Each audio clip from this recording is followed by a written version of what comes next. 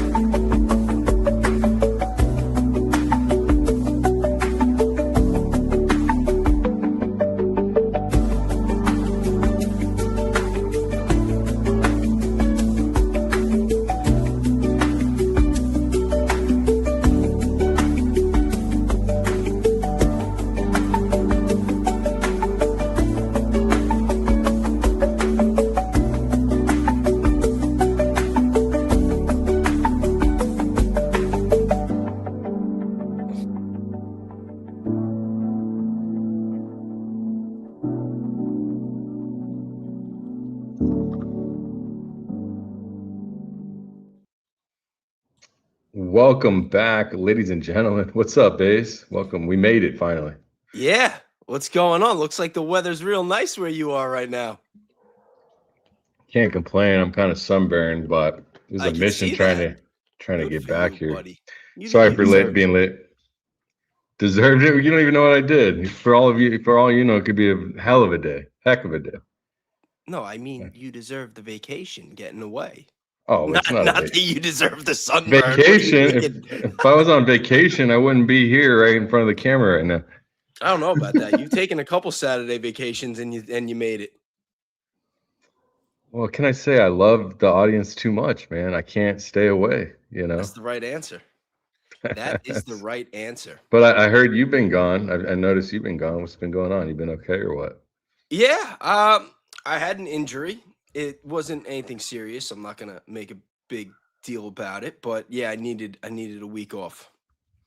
I was doing a lot of work around the house. We're doing some renovating. I was doing some painting and whatnot, and I was changing rooms for my studio, and I had to move something very big, heavy, and awkward, and I ended up pulling a muscle and pinching a nerve in my neck. So yeah, there's that. I have to move something big, heavy, and awkward all the time. You gotta get that's just the alley-oop. That's it. I'm talking about my body. I'm big. I'm 6'2", 250 pounds. Bro, get your head out of the gutter, man. Bro, you gotta trim down with me. I was, it's funny, around the time that we met and started doing shows, I was about 250. And now I haven't lost that much weight. Everybody thinks I lost a lot of weight because when you lose weight, especially, like not that I've been crash dieting, but when you start losing weight, you normally lose it in like your arms and your face first. So everybody's seeing my arms and my face and they're like, oh, you look great. You look like you're losing all this weight. But it's like if I stand up and you see my gut, it's not as much as you guys think.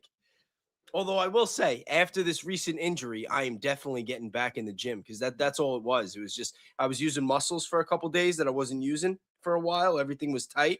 And then I went to lift something that I'd normally be able to lift. And it was just like, pop goes the weasel. Getting old sucks. Damn, you being 250 seems like a lot. How tall are you?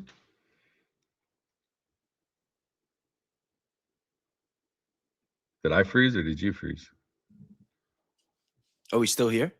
I'm here. I've been here. All right. Yeah, no, you wouldn't know, right? I was 250. How tall are you? 6'1". Oh, okay. So am I. Yeah. I was well, no, I thought you said you're 6'2". Well, I'm 6'2". Yeah, I'm 6'2", but I was very surprised when you told me that. I'm not gonna lie. Seeing you slouched in the chair all the time, I would have took you for 5'10". No. I was taller. I was like almost 6'3" when I was I think all the fat that I had, I was like 400 pounds at one point, and I shrunk. And I think isn't that weird? Do you know what I'm talking about? Like I was actually 6'2" and like almost 6'3", and then after I lost weight from being 400 pounds, I went down to lower 6'2". I'm not gonna lie. I might. It says 6'1" on my driver's license, but I might be 6 foot now because I think that after my last back surgery, that I might have lost an inch. Damn. Yeah. Well, welcome to another Saturday Night They Think You're Stupid podcast. It is your boy Danks with RealBayes, and welcome everyone. I got the makeshift microphone. Well, not makeshift. This was my second mic that I ever had. Hypercast. The Shure I left at home to keep it safe for sure. And I got this camera on my laptop, which still does pretty good. The lighting will get better as the sun's like 30 minutes from down. It'll be perfect out here. So yeah, man. It looks perfect out there now. I mean, the weather's beautiful. It's like 70, 71. You got a nice backdrop behind you. Look at those stairs. You got the yeah. shadow going. This is where. Oh yeah, that's where you should. That's where you should be. But I don't. What are you doing? The light, the sun. I mean, I was earlier this morning. I was there, but the light. Shout out to Trigger Smart too. I see him in the chat. Yeah, he called to hustle us up. He called 3 minutes into us being late. He thought it was technical difficulties. I got more than technical difficulties. I've got just difficulties. So, oh yeah. The only reason is the sun. It make it look shady. First day. Today's the first day in like 4 days that I could turn my head to the left. Let's see if we can make this look okay. So, man, you've been gone, so there's a lot to fill you in on, I guess. We had very interesting stuff happening this week with Blake Neff. You know, that kind of got dove into more this week. See what I mean? That's why I kind of I got you. But this is fine.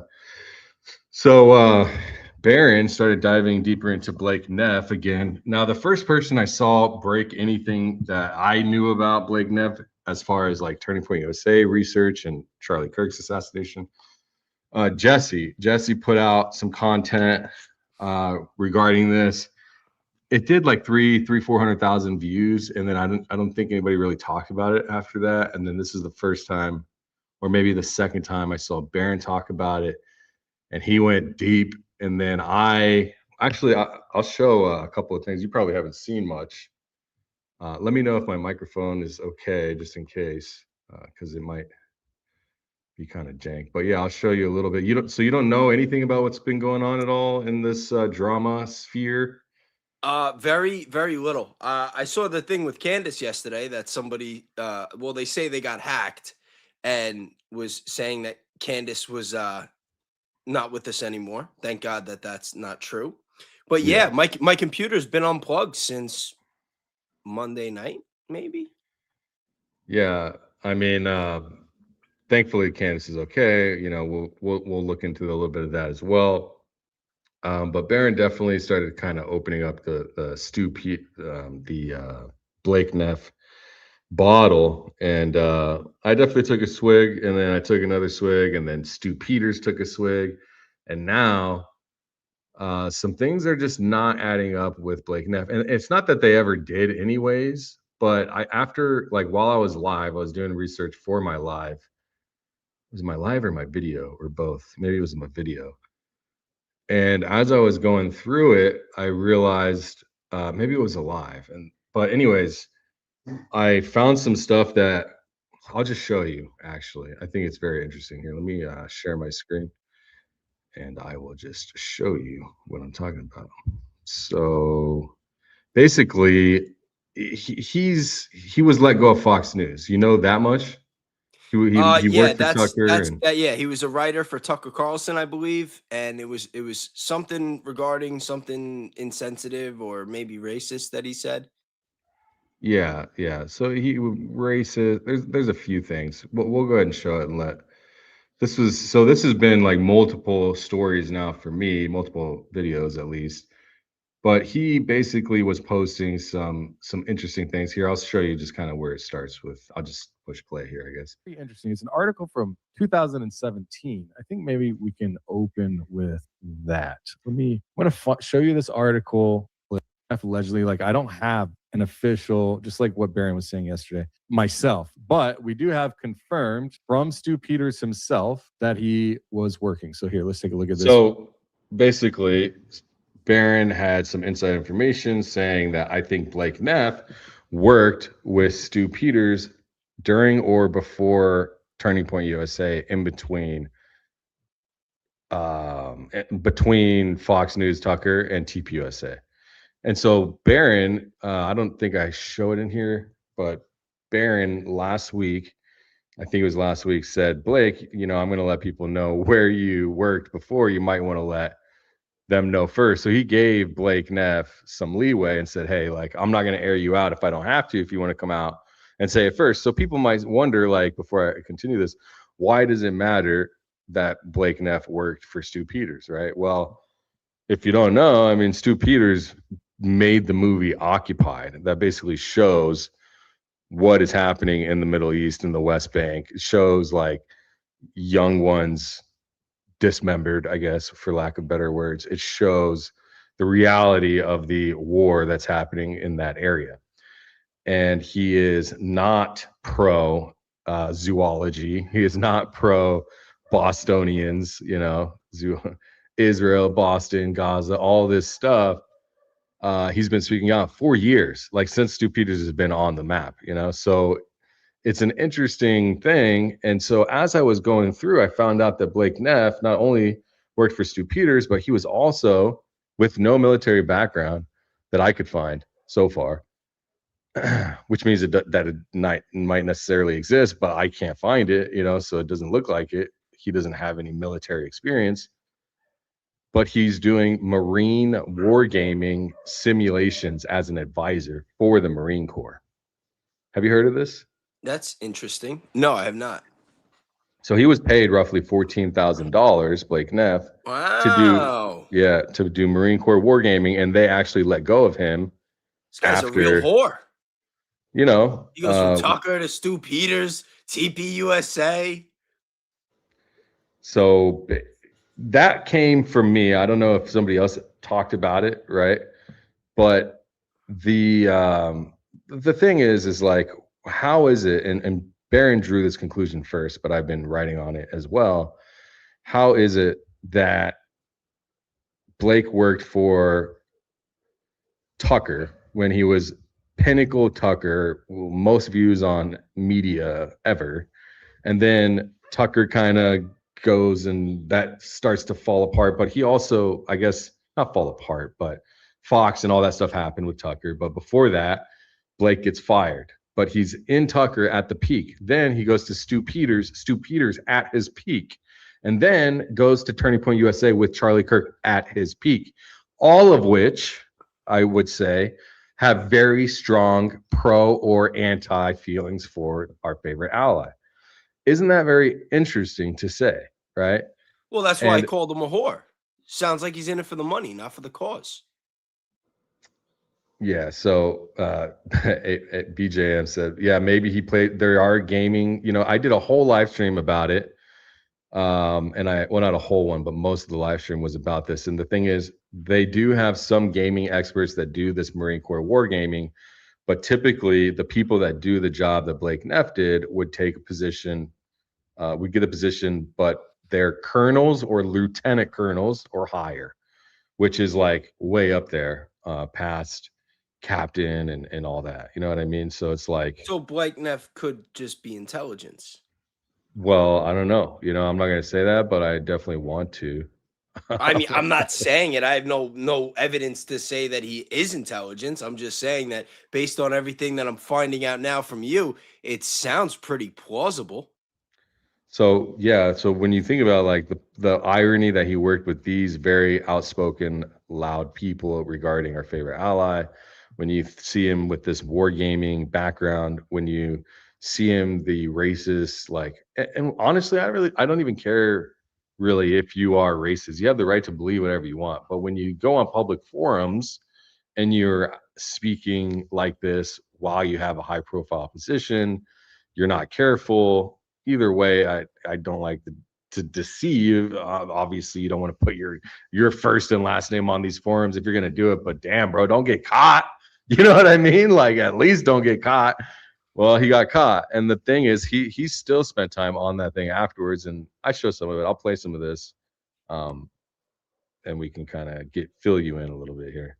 Stu Peters posted this last night, 8:54 Pacific time in the evening, June 15th. And Stu Peters says Blake Neff was hired as a contributing writer for the Stu Peters Network after Fox fired him. Now he's at Turning Point USA defending Boston and the official Charlie Kirk story. Story is like is a good word for it, a story.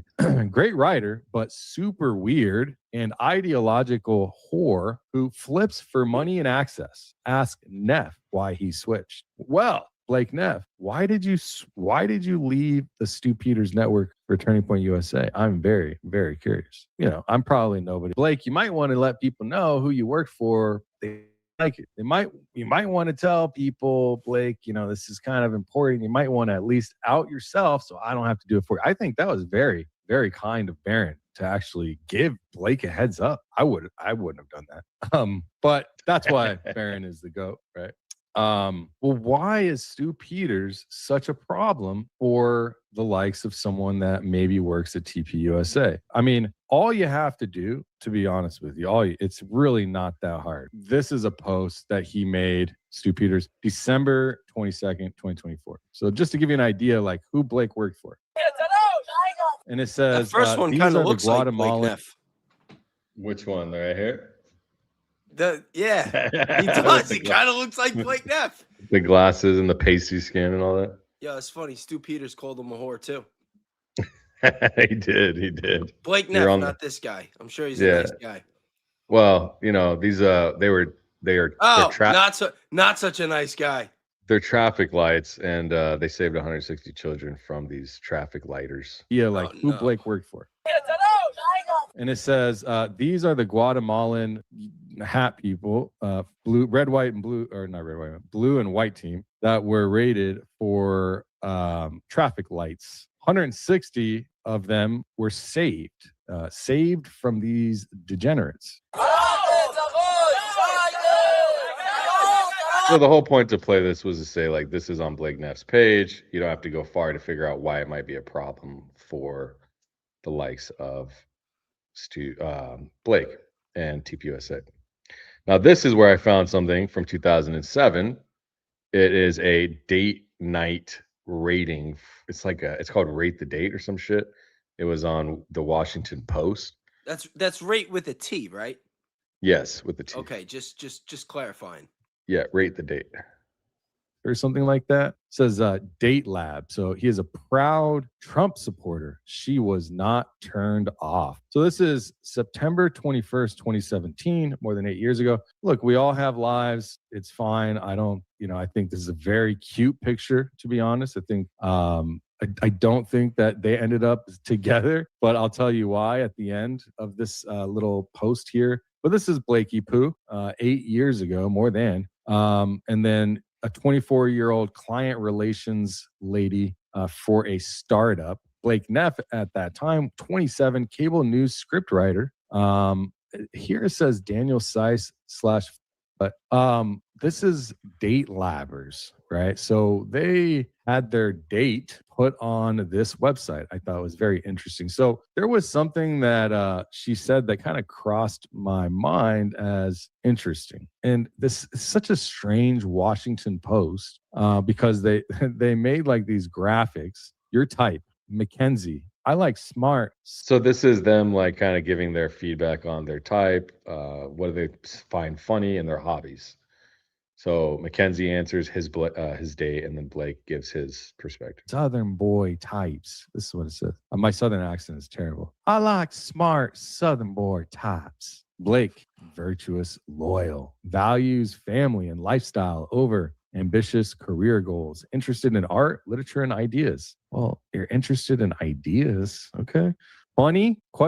Mackenzie, smart humor and quick wit are important to me. I also love impressions and accents, though I'm terrible at both. And Blake says, funny. Blake, willingness to see the ironies and oddities in anything, even if it's dark or mundane. All right. So he's interested in art, literature, and ideas, and he wants his date to have the willingness to see irony and the oddities in anything, specifically, well, even if it's dark or mundane, which I like dark humor. Don't get me wrong. I love dark humor. I love George Carlin. I think Louis C.K. is hilarious. I like dark humor. All right. I go and I see Jimmy Dore all the time. I've seen him 3 times already. So I like dark humor. But this humor, might I tell you, is beyond dark. It's a little something else. It's not something else. It's not dark. Hobbies. Mackenzie says, I love politics, current events, history, traveling, college sports, being active and staying in touch with my friends. His hobbies, most of my hobbies allow me to escape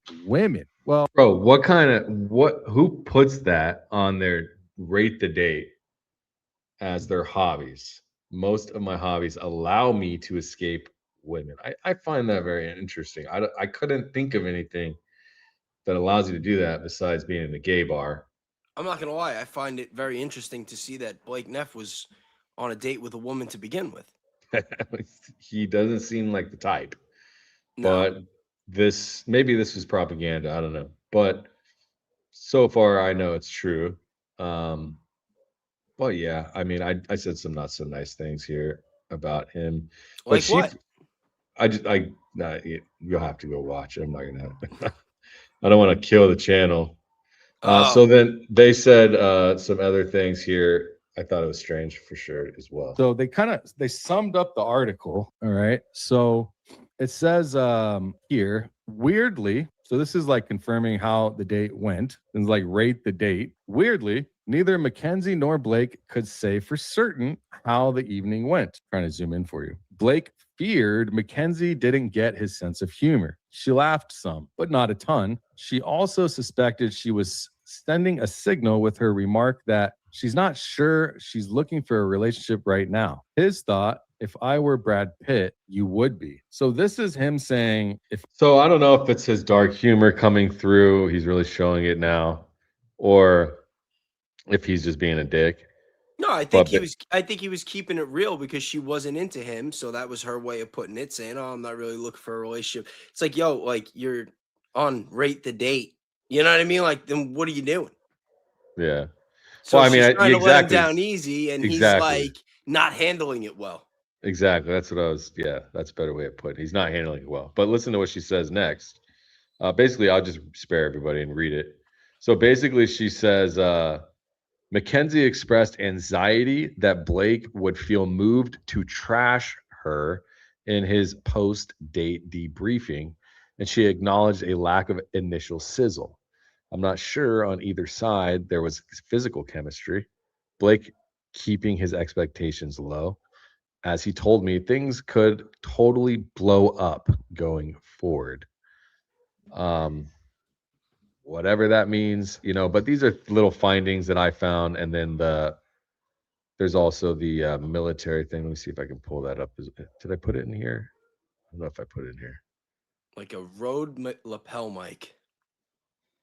Yeah, he was. Oh, I didn't put the military thing in here. So that's kind of was the start of where I was at with it. And then Stu Peters actually responded. And this was where things got kind of interesting. Uh-oh. What does Stu Peters know that he hasn't told the public? It looks to me that Blake Neff might have an agenda put forward by somebody that we don't know, that's tucked in the back corner somewhere, that is placing him in positions. I mean, what is the irony that how could he possibly be placed in positions of the top shows on their networks in the peak of those shows time and time So similar again, to what I said earlier. So we have some research we're going through right now, and then when I get back, I'll be able to dig more through it. I haven't had a chance to get into touch with everybody. The community Discord, where the Club Vatra members were doing some investigation. So there's going to be more stuff coming out this week on Blake, but this is kind of where Stu says his piece, I would say. Idea. Anyway, did you see that? So this is Stu Peters addressing Baron Coleman's call out, saying, hey, Blake used to work for Stu. This is what my sources are saying. Stu Peters goes on to confirm it, but he says something else. Going back through his text messages, how it made him feel, recognizing that Charlie Kirk was going through the same thing, admittedly. And Stu Peters had the chance to wake up, and Charlie Kirk ended up dead. And from his inside camp, from inside Stu Peters' camp, he was getting pushback. You don't want to talk about them. You don't want to go against them. You don't want to start and stir up all of this drama. They're going to come after you, whatever it might be. Stu Peters was being told not only from the outside, from social media, from independent media, from advertisers, you don't want to mess with them, but inside of his own camp. And he calls out Blake and says, Blake, you might want to be careful where you go from here. Tread lightly, as Stu says, because there might be something that just doesn't meet the eye. So like, subscribe, hit that notification bell. Let's see what Stu has to say. This on Baron Coleman's podcast last night on YouTube, my name came up. First night on YouTube, my name came up. Baron Coleman has been doing a lot of really good work on the murder of Charlie Kirk and holding his killers accountable. And anyway, on last night's show, this is what he said about me. But what is no longer an open question to me is what was he doing in those intervening years, or at least the intervening months? Because I got a tip. On this show, I kind of asked the question, what was he doing before he went to work at TTYS? And I finally got a tip. Now he's here. Baron is talking the first time, or first couple of times he's talked about Blake, is he's saying, I think Blake worked for Stu, and he didn't have confirmation, but Stu here confirms it. And they said he was working for another content creator. You should look into it. So I did, and I found nothing. I asked around, I could find nothing. So I go back to my source. What content creator are you talking about? Because I keep looking, I've asked around, I can find nobody. And they said he was working for Stu Peters. Okay, so Baron Coleman, who has been doing, by the way, excellent work surrounding the murder of Charlie Kirk and connecting a lot of dots, talking about a lot of things that probably shouldn't be publicly connected and or talked about. Why? Why shouldn't they be publicly connected or talked about? This is actually the most important that needs to be talked about. And if he's breaching that thin line of, well, you better be careful, bro. So who's behind that? You better be careful, right? That's important. We're watching people get killed. There's been things that are happening in our society that are unexplainable because people are behind the scenes controlling the narrative and scaring people out of having conversations. So these should be talked about. Stu, I beg to differ. They need to be talked about. Now, he probably means they don't want us to talk about it, which clearly they don't. But what is Blake Neff's role behind all of this? That's what my question is. What is Blake doing? And is he being propped up in between all of these high profile creators and broadcasters and commentators to do a specific agenda for somebody else? And who he was talking about there was Blake Neff. And yes, I can confirm Blake Neff did work here for me for the Stu Peters network after his firing or departure, his separation or resignation, however that worked. So he goes on to talk about he worked for him. He didn't care if he was fired for racist stuff. But then he goes on to say something interesting here about going back and looking at his old text messages. He confirmed or verified that, but that's how he was presented for me, because at that time around here at this network, I was doing a lot of heavy lifting surrounding somebody who knew that Blake Neff had been dismissed or fired or had resigned surrounding allegations of. I want to know who that person is. The person that referred Blake to Stu. That's what I want to know. And I want to know the person who referred Blake to Turning Point, to Tucker. And that's where the research that we've been doing is going to be coming in this week. Because he was at Dartmouth and there's people there. But anyways, obviously there's people there. There's people there that I'm looking to talk to. But something's not right, because what he says here gave me pause for concern. I don't know, covert racism, which I could have cared less about. I didn't care. I don't think get into the limelight. I guess. I was like, yeah, I need the help. And Blake came on, and actually he did really good work, really solid work. I had no complaints. He was a talented guy. He did what I needed him to do. Anyway, so now fast forward to I'm sitting down with Phil Turney and other surviving members of the Israeli attack on the USS Liberty. At the time, Blake Neff is still working for me. In fact, he's now also working for Charlie Kirk at Turning Point USA. And I didn't remember specifically if it was Turning Point or some other organization until Baron Coleman brought this up on his YouTube show last night. And then I looked back at text messages that I had with Blake Neff, which there is a tranche, as they love to say, a trove of these messages that are actually kind of eerie. kind of eerie. What do you mean? You can't be referring possibly to what Charlie might have gone through. Did you go through the same things, Stu? And was Blake involved? I've been through this before. I think it's worth going through again now. At the time that I published those videos, the floodgates of pressure opened up, and that came both from external sources and internal ones. So externally, of course, it was the corporate media and the press and their hit pieces and sponsors and advertisers on the network cautioning me, questioning me, probing me, and ultimately pressuring me. And also there were internal sources, people who worked for me, employees, people who worked with me, contractors, contributors who were saying, you don't want to do this. You don't want to talk about this. And it was then and there that began this documented on video, real life, real time awakening that we've all been through together when I was J-pilled, red-pilled, all of the discussions that we've had. You know, something makes me think that Blake might be pushing some weird talking point or pushing them in some direction that either they start to get uncomfortable, like Stu, like Charlie, and start to wake up to the gaslighting, to the propaganda, to the pressure. Allegedly, I don't have any proof for this. I'm just, but Well, I find let it me ask you something. And chat, let me know what you guys think too. You know, before I was pretty subtle, but you know, I was being sincere when I said that, you know, these data points, you know, is Blake Neff working with some form of intelligence, whether foreign or domestic?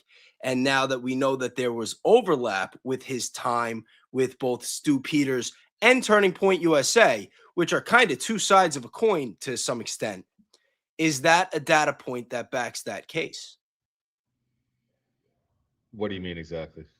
I mean, if Blake Neff was working for the Stu Peters show while he's working for TPUSA, is that a data point that you could put towards him possibly being affiliated with some form of intelligence? I mean, it could just be that he's a whore well, and he's just doing it for the money. I But just knowing find what we know now, well, where I get where you're going, and I've thought about that as well. I think that it's and I see Baron. What's up, big dog? Baron showing some love. I appreciate it. We're gonna go over some super chats here in a minute, and then we'll move to the second half of the show. But I think like the situation is, if he's working for Stu first, and then he goes to Turning Point USA after, as in like an after thing, I don't see it. It would be like, what is Stu Peters like planting him? No, obviously that's not the case, right? So I don't think that's the case, at least. no, but he could be infiltrating. I mean, it's very. I've been saying for a very long time that I don't know whether TPUSA was some sort of military or intelligence operation from the beginning, but it certainly is now, and we don't know like when that transition took place. It could be possible that I mean, I think it's more than possible. I think it's highly plausible that you're going to have people affiliated with intelligence agencies that are going to be sent to infiltrate different shows, different people that have influence, especially over different demographics, to try to get maybe intel on who their sources are, especially if they're getting good information that should be more private, or maybe to possibly influence the message that's getting sent on those shows, or both. Well, we have to remember like that it would. So what are you trying to get at exactly? Are you saying that he's working? Like, I think that he might be a Zionist prop, to be honest with you. And I don't know where from exactly, like how that's working. I don't see him on the side. I think that he just goes where the money goes. I don't think that he has any like morals or values that he adheres to.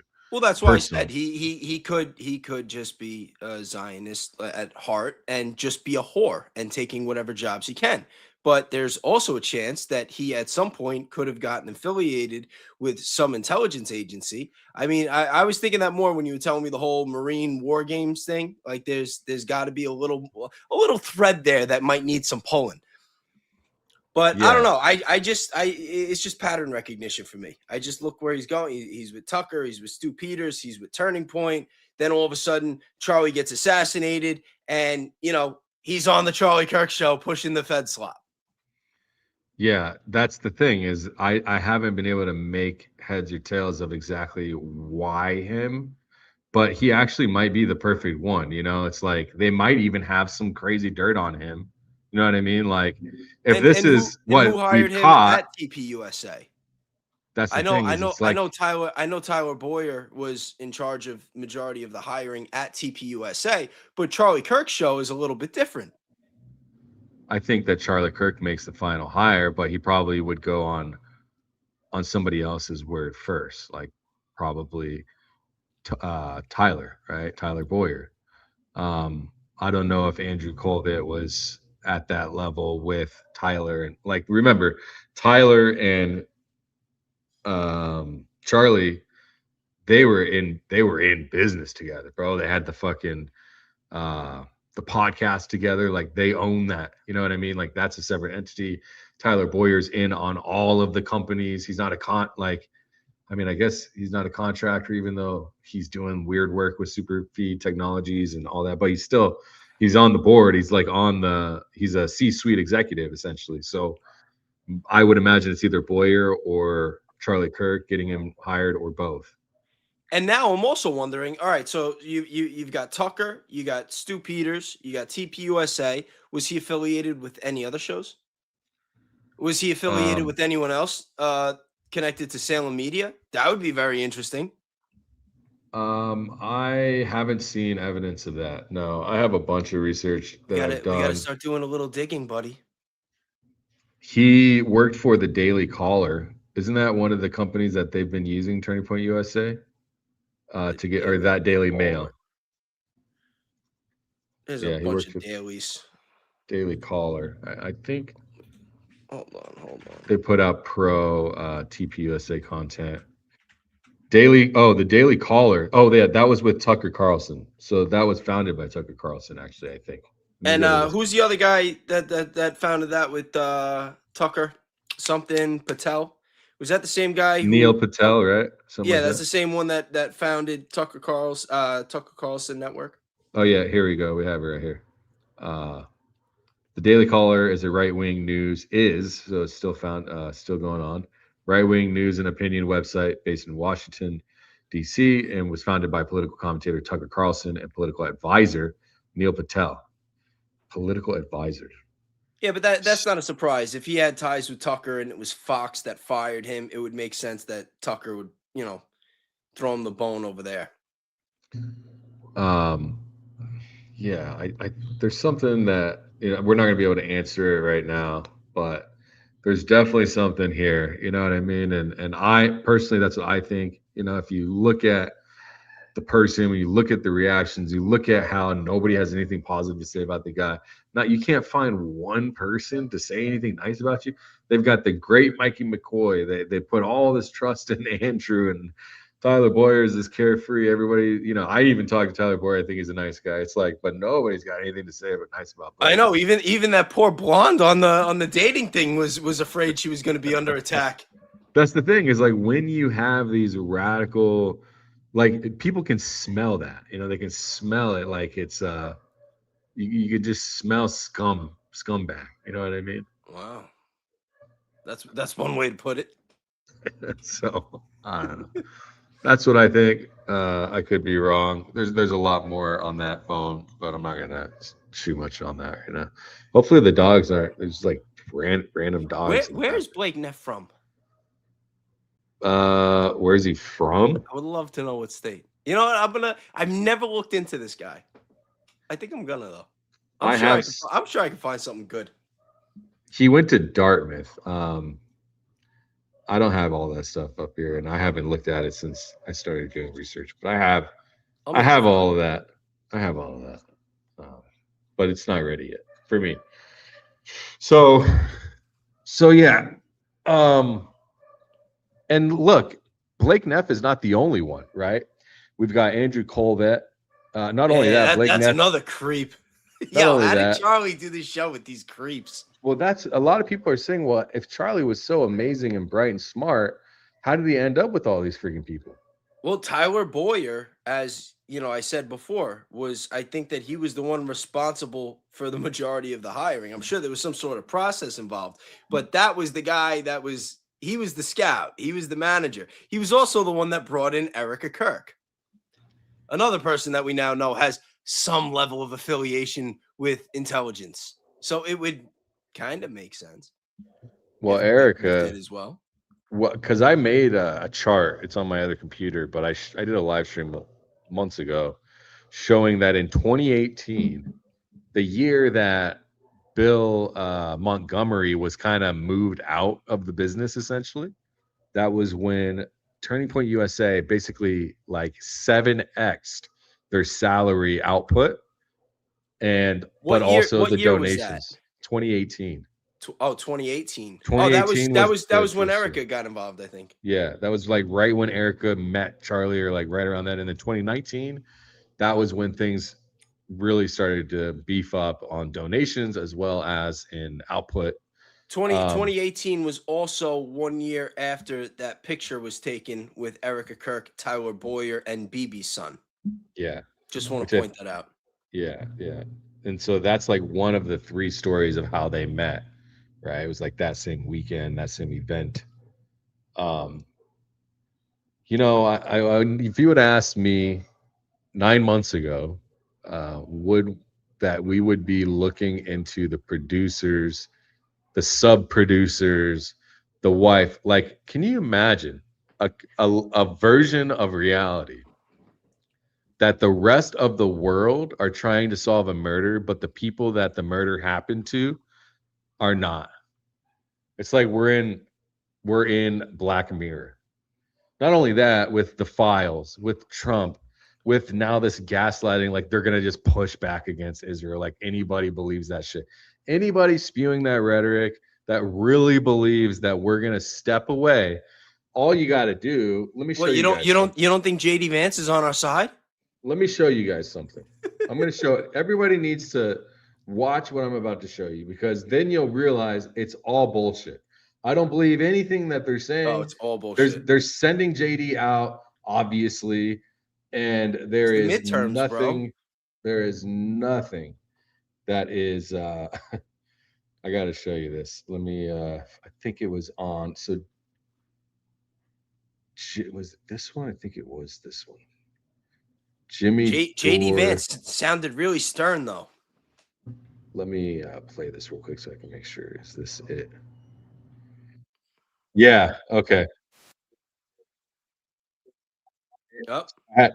So, wait, hold on one second. So I bought tickets to go to this show, Jimmy Dore show. He did a live set at a comedy club. I had bought tickets, and I texted Jimmy and I was like, "Hey, I'm gonna be there." He's like, "You bought tickets? Like, you should have just let me know." I was like, "Oh, thanks for letting me know." Now I wouldn't have bought tickets. No, I didn't even end up going. So here we go. So let me add this. So yeah, he ended up. I think James Lee was there as a guest panel. So there was a guest panel. So Stu Peters, funny enough, that he shows up in the news through this Baron and through this Blake stuff, and not so much through this Baron, but because Baron and he's got such a large platform, Stu saw it, and Stu comes into the fold. What's interesting is Stu sent one of his people. You've got to see this. All right, let's move on. By the way, so somebody, Frankie Stokes from Stu Peters' show, he decided to go to Congress and ask the Congress people, who are they, Israel first or are they U.S. first? And let's watch. What do you? First of all, he says that these are the traitors who get to vote on the 2027 NDAA and will undoubtedly vote to hand this country's military data and soil over to Israel. Isn't it funny that we're having these people speak out against Bibi? Trump is speaking out right at the time that we're supposed to be passing this NDAA to fuse the technology stack of our military. Section 224. Everyone call your Congress. Tell them you don't want it. I made a video on how to do it. And I'm not for, I tell you what, I don't think it's right to dox politicians by naming them and how they voted. That's stochastic terrorism. So let's watch some of this. Congressman, my name's Frankie Stocks. I'm a reporter with the Stu Peters Network. I would just love to ask you a quick question. I'm trying to ask every representative I can. Go for it, Frank. That is, do you care more about the American people or Israel as a member of Congress? I don't think they're mutually exclusive, Frankie. Oh my God. No, Are they? Who do you care about more, the United States or Israel? United States or Israel, sir? No answer? No, this is a simple question. This is a layup. Today. Who do you care more, the American people or Israel? I'm on a fake phone call. It's an easy one. American people or Israel? I'm doing a fake phone You call. don't got to fake a phone call. American people or Israel? Who do you care about more, the American people or Israel? The Hold American on, I'm people or Israel, texting sir? BB. Who do you care about more, the American people or Israel? First of all, Joe Morrell, he looks like he's more interested in what's for lunch. Bro, all of these people, but they all of them did the same shit. Yeah, I mean, it's and then America goes and bombs a school in Iran, and then all of a sudden, all you hear on the news is how they're saying "death to America," and you wonder why. You wonder why.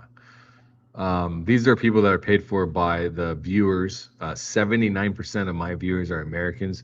I would assume that about 95%, hopefully, are able to work to have the option to pay their taxes. Not the option, but to pay their taxes. So 95% of the viewers from America here are probably funding these guys, these people's lunch, these lives. You know, their kids, they're college kids, their kids for college. You're funding this right here. And then you go to ask them, are you American first, or Israel first? And they have nothing to say for you.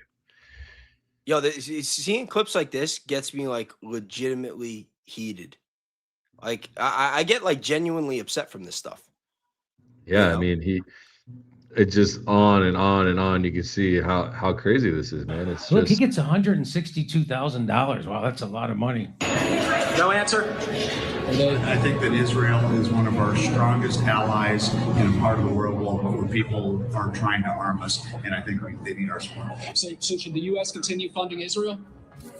Despite their links to the 9/11 or their attack on the USS? 14 grand. What a cheap whore. shit, man. Oh Bro. my God. All right, you for 14 grand, you're willing to He's sell out right, your fucking though. country. He's right. But it's not even that. He goes on to show. I'm not going to show the whole thing because it's just that over and over and over. Mark Kelly. I mean, the thing is, it's not for fear of that I took that money. What it is for fear of them getting primaried. Let me turn on this light if you want. Oh to yeah, 100%, 100%. I'm gonna turn on my light real quick. Yeah, do what you got to do. And while he's doing that, I just want to say this is also why I get so upset. If you follow me on social media, especially Facebook, I go by my real name, Jimmy Gallagher, and I post about a lot of this stuff every day. And I noticed that lately, more and more, I'm seeing more anti-Semitic comments. And it really upsets me because you have to realize that on the civilian level, whether you're Christian, Muslim, Jewish, most people don't even have any idea about any of this. So when people just say, oh, it's the Jews, it's the Jews, it's the Jews, not only are you putting a label on a lot of people that are genuinely innocent, some of which are protesting against this with us, but you're also denying accountability to the American traitors that are in our elected office. And I just want to say, because, you know, while I'm on the subject, I saw a clip yesterday where there were Jews in Israel getting beaten by IDF soldiers for protesting what's going on. So I just wanted to say that. I think it's really important because there are a lot of people out there. It's easy to just point fingers, but you have to be careful with the labels. Yeah, I mean, I think that the further along that I get, just the more the more that I learn, the more I disagree in general, like with the entire religion, with the entire political religion, ideology, Zionism. I mean, all of it. I see I've done enough research to know like it's all tricks and they don't even. Jimmy said it on the show. He said Trump doesn't even give us bread in circuses. He just gives us circuses. And I think that actually he takes the bread. He takes the bread and he puts it on the bread. The problem puts a nice markup on it. The problem is I think that the entire thing is a scam. I think that the whole country was built on a scam. I think all the politicians are scamming Americans, taking our money, taking their money. They're the whore in the middle. They're making, that our decisions, they did a study. I forget which study it was. I recently saw this. I read about it. They did a study to see how much actual how much the American normal voter, the bottom 99% in the financial brackets in the United States, how much we impact voting decisions on what goes into legislation. And it was literally almost 0% of the bottom 99%. Only the top 1% of people get their say because money buys everything in politics. 100%. It was Johnny Harris. I watched a Johnny Harris video. He did a really great video recently on oligarchy and how like we have this vision of what oligarchy is, where it's like kings, or almost like it's a version of empire where it's like a small group of people run a government. But in actuality, oligarchy is what the United States is today, where we have small groups of very wealthy people making decisions for the bulk of the people in that location. So we are living in a different, oligarchy doesn't have to be, oh, they run the government. Like they actually do, Elon Musk, Zuckerberg, all of these people that are politically powerful are also rich, and they become politically powerful because of their money. And they actually use that money in order to stay rich. You see what I'm saying? And so the policy that's pushed through is in self-interest and not in the interest of others. And money is power, and people got to realize, because you see some people that will say like, oh well, if all these billionaires, if at least a couple of them donated X amount, then we'd be able to do this and do that. It's like, yeah, but if a couple of billionaires donate X amount, then the other couple that aren't are going to have a lot more power than them. Like money is a resource. So are human beings. And that's why I get so worried with AI. And it's not just this idea that, people are going to lose jobs to AI. It's what happens when our population is no longer a necessary resource to keep the wheel spinning. Like that's a serious topic that needs to be discussed. And then when you think about all of that, and you think about the fact that we know that the Hasbro budget is a real thing, that it's probably surpassed well over $1 billion. And there's no start date. You know what I mean? I said this recently. There's no start date on the Hasbro budget. We don't know if Blake Neff is getting paid. Obviously the Charlie Kirk podcast is run through Salem Media, which is being paid by a foreign government. You know what I mean? So it's like, how deep does the infiltration go? It's already inside if they got everybody inside of our government, where else are they? They're in our churches. They're in our churches and our pastors. Yeah, that's finally that story's starting to spread a lot more like wildfire. Yeah, thankfully. I wish you were for your part in breaking that. What's that? I said I wish you were getting more recognition for your part in breaking that story, because you were raising awareness for that for a while. Yeah, but it's fine. This is the point. Not anybody. I didn't discover all of this. There's other people that discovered other parts and that have bigger platforms. Max Blumenthal saw my post and he talked about it and he shared it, and James Lee and Jimmy, and now everybody shared it. You know what I mean? So it doesn't matter. But now it's actually a mainstream topic. I've seen it get talked about on the actual news. Good. Yeah, no, it's not, I'm not important. You know what I mean? It's not about me. It's about everybody else understanding. Imagine how many people actually know the truth now than 6 months ago. You know what I mean? Like, I bet you nobody really, except for like a couple of little offshoot journalism, great work, of course, I've seen, but not many people were talking about this. On Alex Jones' show, they had me on twice, you know, one with Harrison Smith, one with JP Sears. Both And great then episodes, JP, by the way. yes, they were great. They're awesome. Thanks for having me. Those guys were great. You know, Alex Jones, I didn't get to meet, but both Harrison, JP, he's a friend, obviously. But he's been talking about it. JP, speaking of JP, he's been speaking out about this more than me, even recently. Yeah, he's been doing a lot of great work. He's been doing great work. So raising this awareness, it starts to fester, right? Like we're starting to witness an interesting part of waking up, I guess you want to say, or just coming to a realization that we are compromised. Like, we are occupied. We are an occupied nation with people infiltrating all aspects of our government, all aspects of our media, all aspects of our finances, all aspects of our everything. Like, there's usury going on, there's taxation going on that we didn't, you know, it's so bad.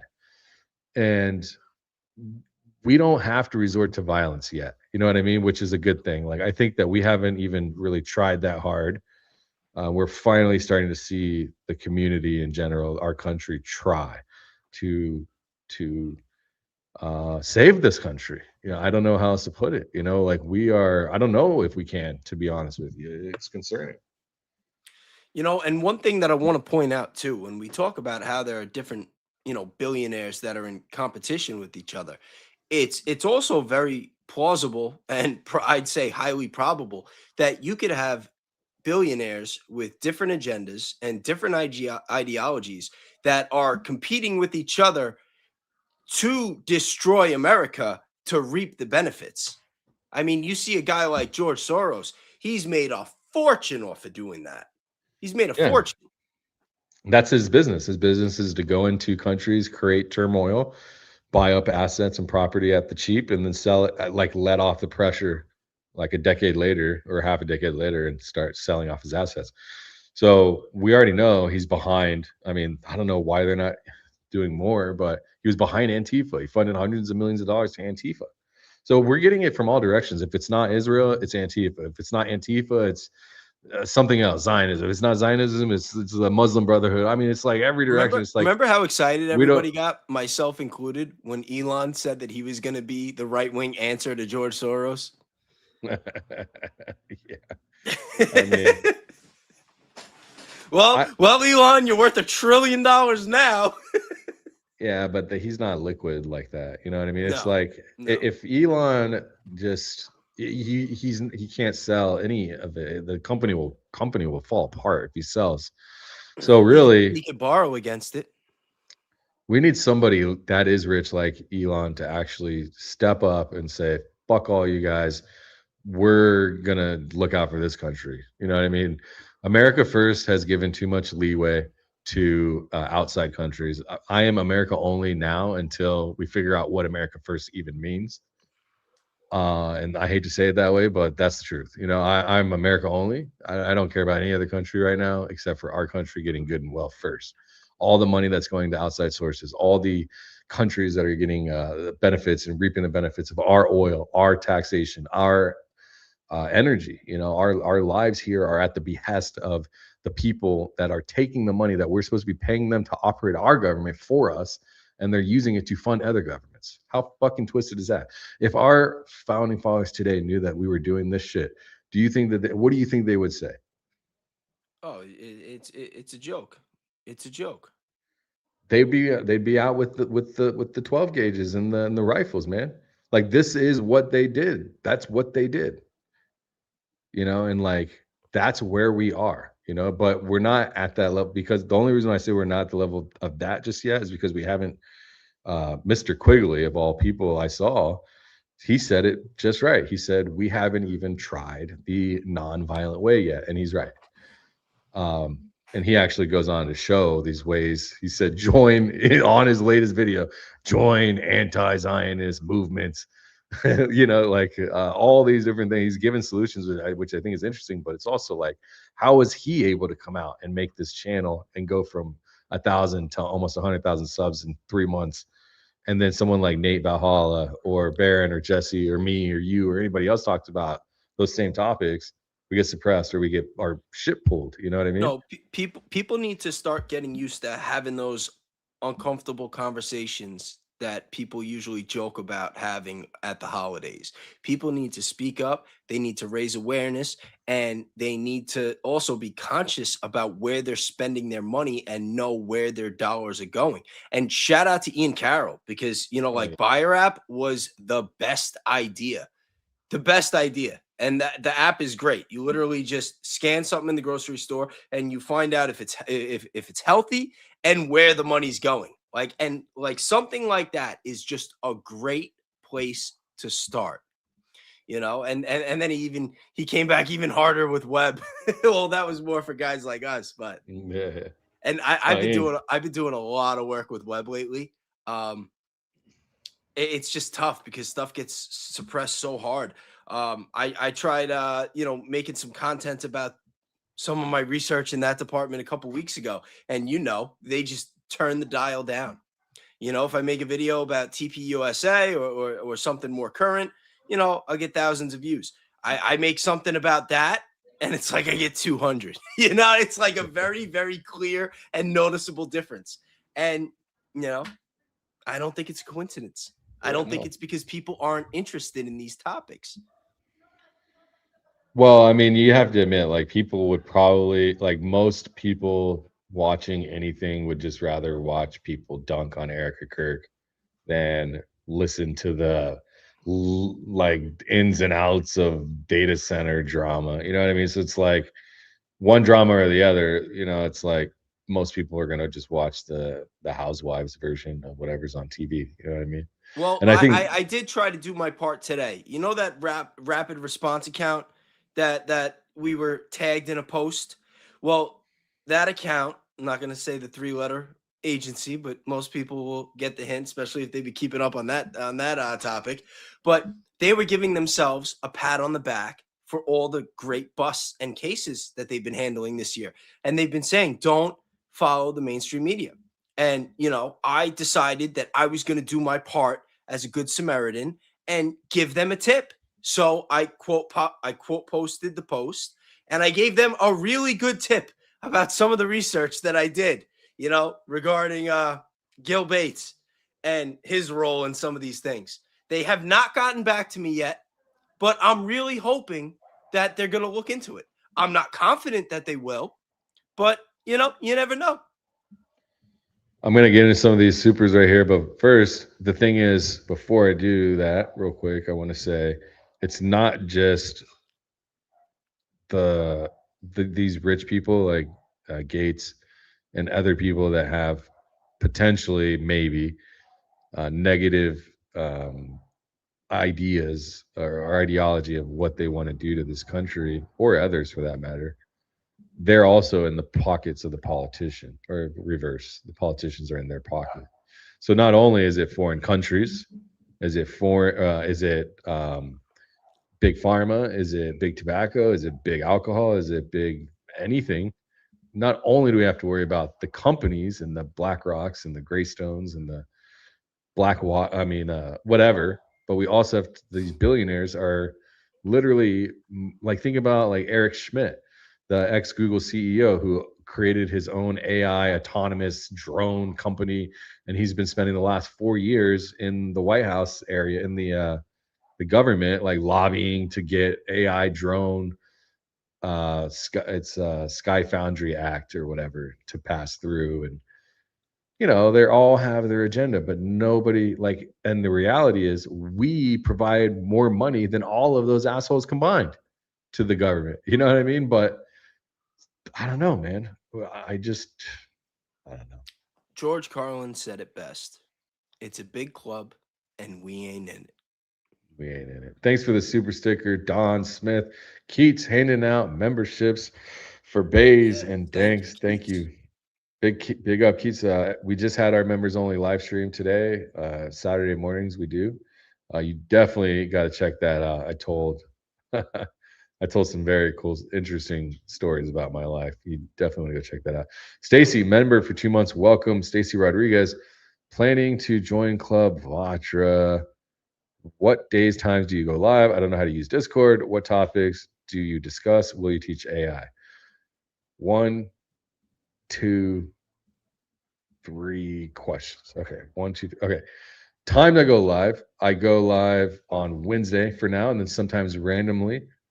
And that's the investigator tier. And then it's not really a live, it's more of a conversations. We have a stage, come turn your camera on, your mic or whatever, you can come talk Wednesday mornings, and then randomly throughout the week, sometimes we'll just hop in and talk. So Discord is just like a chat room with different things to talk about, different categories. Discord's very easy to use. Once you get in there and you look at it, it's not that confusing. What topics? We're doing an AI course right now, every other week, and then whatever like that we're researching that week as well. So it's a mixture of that. And yeah, we definitely teach AI. So please come join. We'd love to have you. What do we got here? Michael, I recall Tucker publicly recounting after Charlie's unaliving that he got Neff the job with Charlie after Fox kicked Neff to the curb. In gratitude, Neff recently badmouthed Tucker on X. No class. But that's good to know. I think you might be right. I remember hearing that as well. Thank you for the super chat. Real Baron podcast sliding through. Blake Neff speed on a Saturday night. What's a Saturday without Blake Neff, bro? What's a Saturday without Blake Neff? You know, I'm trying to fix my lighting here, see if it gets a little better. Thank you for the super chat, Baron. Good to see you, bro. Hope you're doing well. And then he dropped one for you as well. Said, thank you for the big super chats, by the way, $50. Yes, Bayes, did your tickets to Mexico get lost in the mail? Mine did. It's nice of Danks to at least let us live vicariously through him on the stream. Two today. 99 cents bought you 2 live vicarious experiences. This isn't really a vacation, though. It's just us coming down. We're checking out a family property called The Ranch. We're building a house there, and then we're looking at, it's big. It's like 10 acres, maybe like 7 acres, 7.5 acres, 7 to 8 acres. And we're looking at the plot of land that we're going to be building the next place out. But it's nice, man. It's nice to get out of the desert and the heat. You know what I mean? Yeah. Danks had the tickets to Mexico. I think I'm getting some tickets to Utah soon. So yeah. I'll keep you guys posted on that, and I will stream when I'm there. Gonna go to Utah? I'm thinking about it. I hear there's something coming up in a couple weeks. It's supposed to be pretty big. Yeah, you were telling me. Interesting. Thanks, Baron, bro. Thanks for stopping by. I appreciate you, dog. A-Train, $3. I don't know if I've ever seen a $3 super chat. That's what's up. Keep diving deep for CK. Great work, fellas. Thank you, A-Train. Good to see you. We'll do a few more. Stephen Dickinson, no more mosquitoes in Cabo now, Danks. Love your mic. Thank you. It changes colors.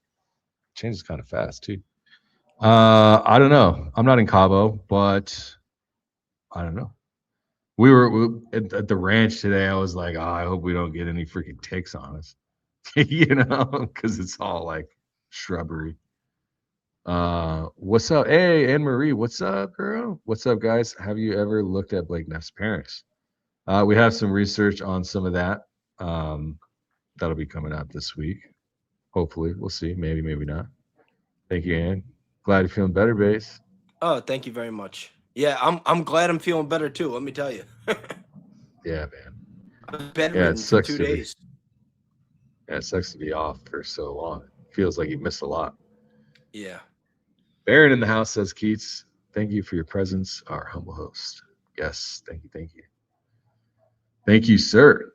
Big dogs. Julie Cooksey, $4.99. Just want to say thank you for your continuous coverage. I think many of us would have gone crazy by now without all you conspiracy theorists. Much love. Bro, imagine if it was just Fox News and that's all we had. You know, I think people have it reversed at this point, though. I don't even think that we're the conspiracy theorists. I think the conspiracy theorists are on Fox News and CNN. Yeah, I think we are. You know, it's I think if you go story for story, we're probably batting a lot better.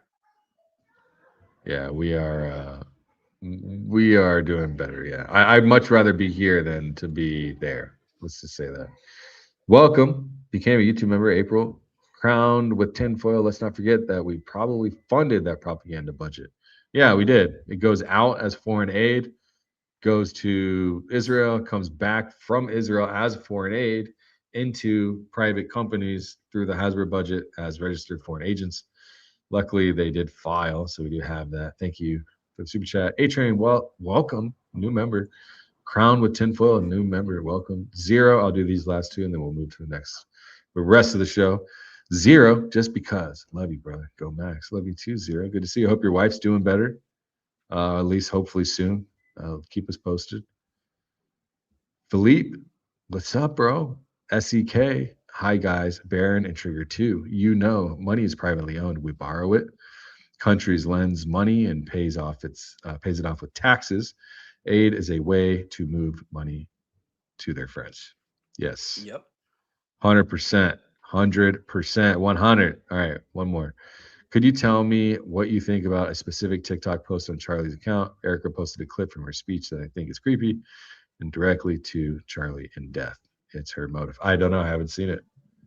Maybe we can screenshot that and look at that later. So thanks for the super chat so far. We're gonna keep moving with the rest of the show and talk about the stuff about Candace, bro. So I'm in Mexico, right? So I've been super busy, but I did see, thankfully, Trigger Smart made a video today talking about this and kind of caught everybody up to speed. Apparently, someone came out and said that Candace had she died, alleged, essentially. Let me see if I can find that post. And so I find it quite strange. Did she quote post it? Yeah, here it is. The account right now. I got it right here. You got it. All right. Yeah. Blake Neff speed, baby. Blake Neff speed. Okay, so it says right here. So Mia, this is the homie right here. Mia, she reposted it. Lily Gaddis. Candace Owens' family reached out to me earlier this morning. It is with deep sadness and sorrow that I'm sharing the passing of my longtime friend and fellow political commentator, Candace.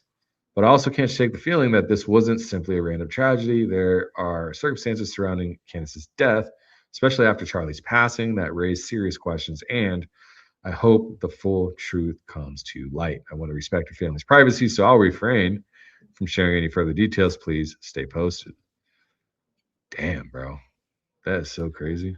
Yeah, that must have scared the crap out of a lot of people when they saw that. Yeah, of course. Especially if Lily, if she's like for real a good friend. I don't know. I've never seen this person. I have no idea who that is. Look at Ryan Mata, bro. He's like, we would go Max on Israel and the FBI frauds covering up the Kirk assassination. So Candace did come out and speak on this. Thank you for the messages of concern, but I'm not dead. If I were, it would be entirely appropriate for you to blame Israel. Wow. Somewhat relatedly, Charlie Kirk was not concerned he was going to be killed by a transgendered furry after a full day of arguing with Zionists about him abandoning the pro-Israel cause. Hopes this helps. Bro, how crazy would that be to be able to just pop off tweets and make like $200 every single time you do it? Shit would be dope, wouldn't it? Oh, yeah, how crazy would it be if your phone started blowing up because somebody hacked somebody else's account and told everybody you were dead? Crazy, can you imagine the phone calls she was getting? Oh man, yeah, of course. Her email. Oh my goodness, scary. Yeah. What do you think so what happened is, and I haven't been following that closely because I've been busy, but what I heard is that this person said that her account got hacked. Let's see if I can find it. Lily. I think that was the one I sent you. Did you send it to me? Yeah, I sent you one of her posts. She's where she's the one that I did. She made a couple posts about it. See, that's what normal people do when they get hacked. They let it be known right away that their account got hacked, and they ask what they should do. You know, not like Daniel Cormier, who the other day, after making that post about Eric Trump trying to allegedly bet on fixed fights and try to see if UFC fighters were injured, just took the post right down, never said anything about his account being hacked, and then said, I don't believe you guys believe that stuff, or however he worded it. And then hours later, there was allegedly a post about some type of crypto thing that, you know, all these people were saying, oh, that's the proof. That's the proof. See, once you see the post about crypto, you know that he's hacked. So it's like, okay, so he got hacked. He posted it, never said he got hacked, took the post down, posted something else, and then what? Got hacked again 6 hours later? That didn't really add up to me. So but this one so seems much more believable. Well, there's a crypto thing here. Lily reposted. I doubt Lily is posting a pump fund token called Gaddis, where the dev bought and sold within the same timestamp, 15-minute window. See, for me, like you might not know what you're looking at, but this is a shit coin on a meme coin website that didn't even hit.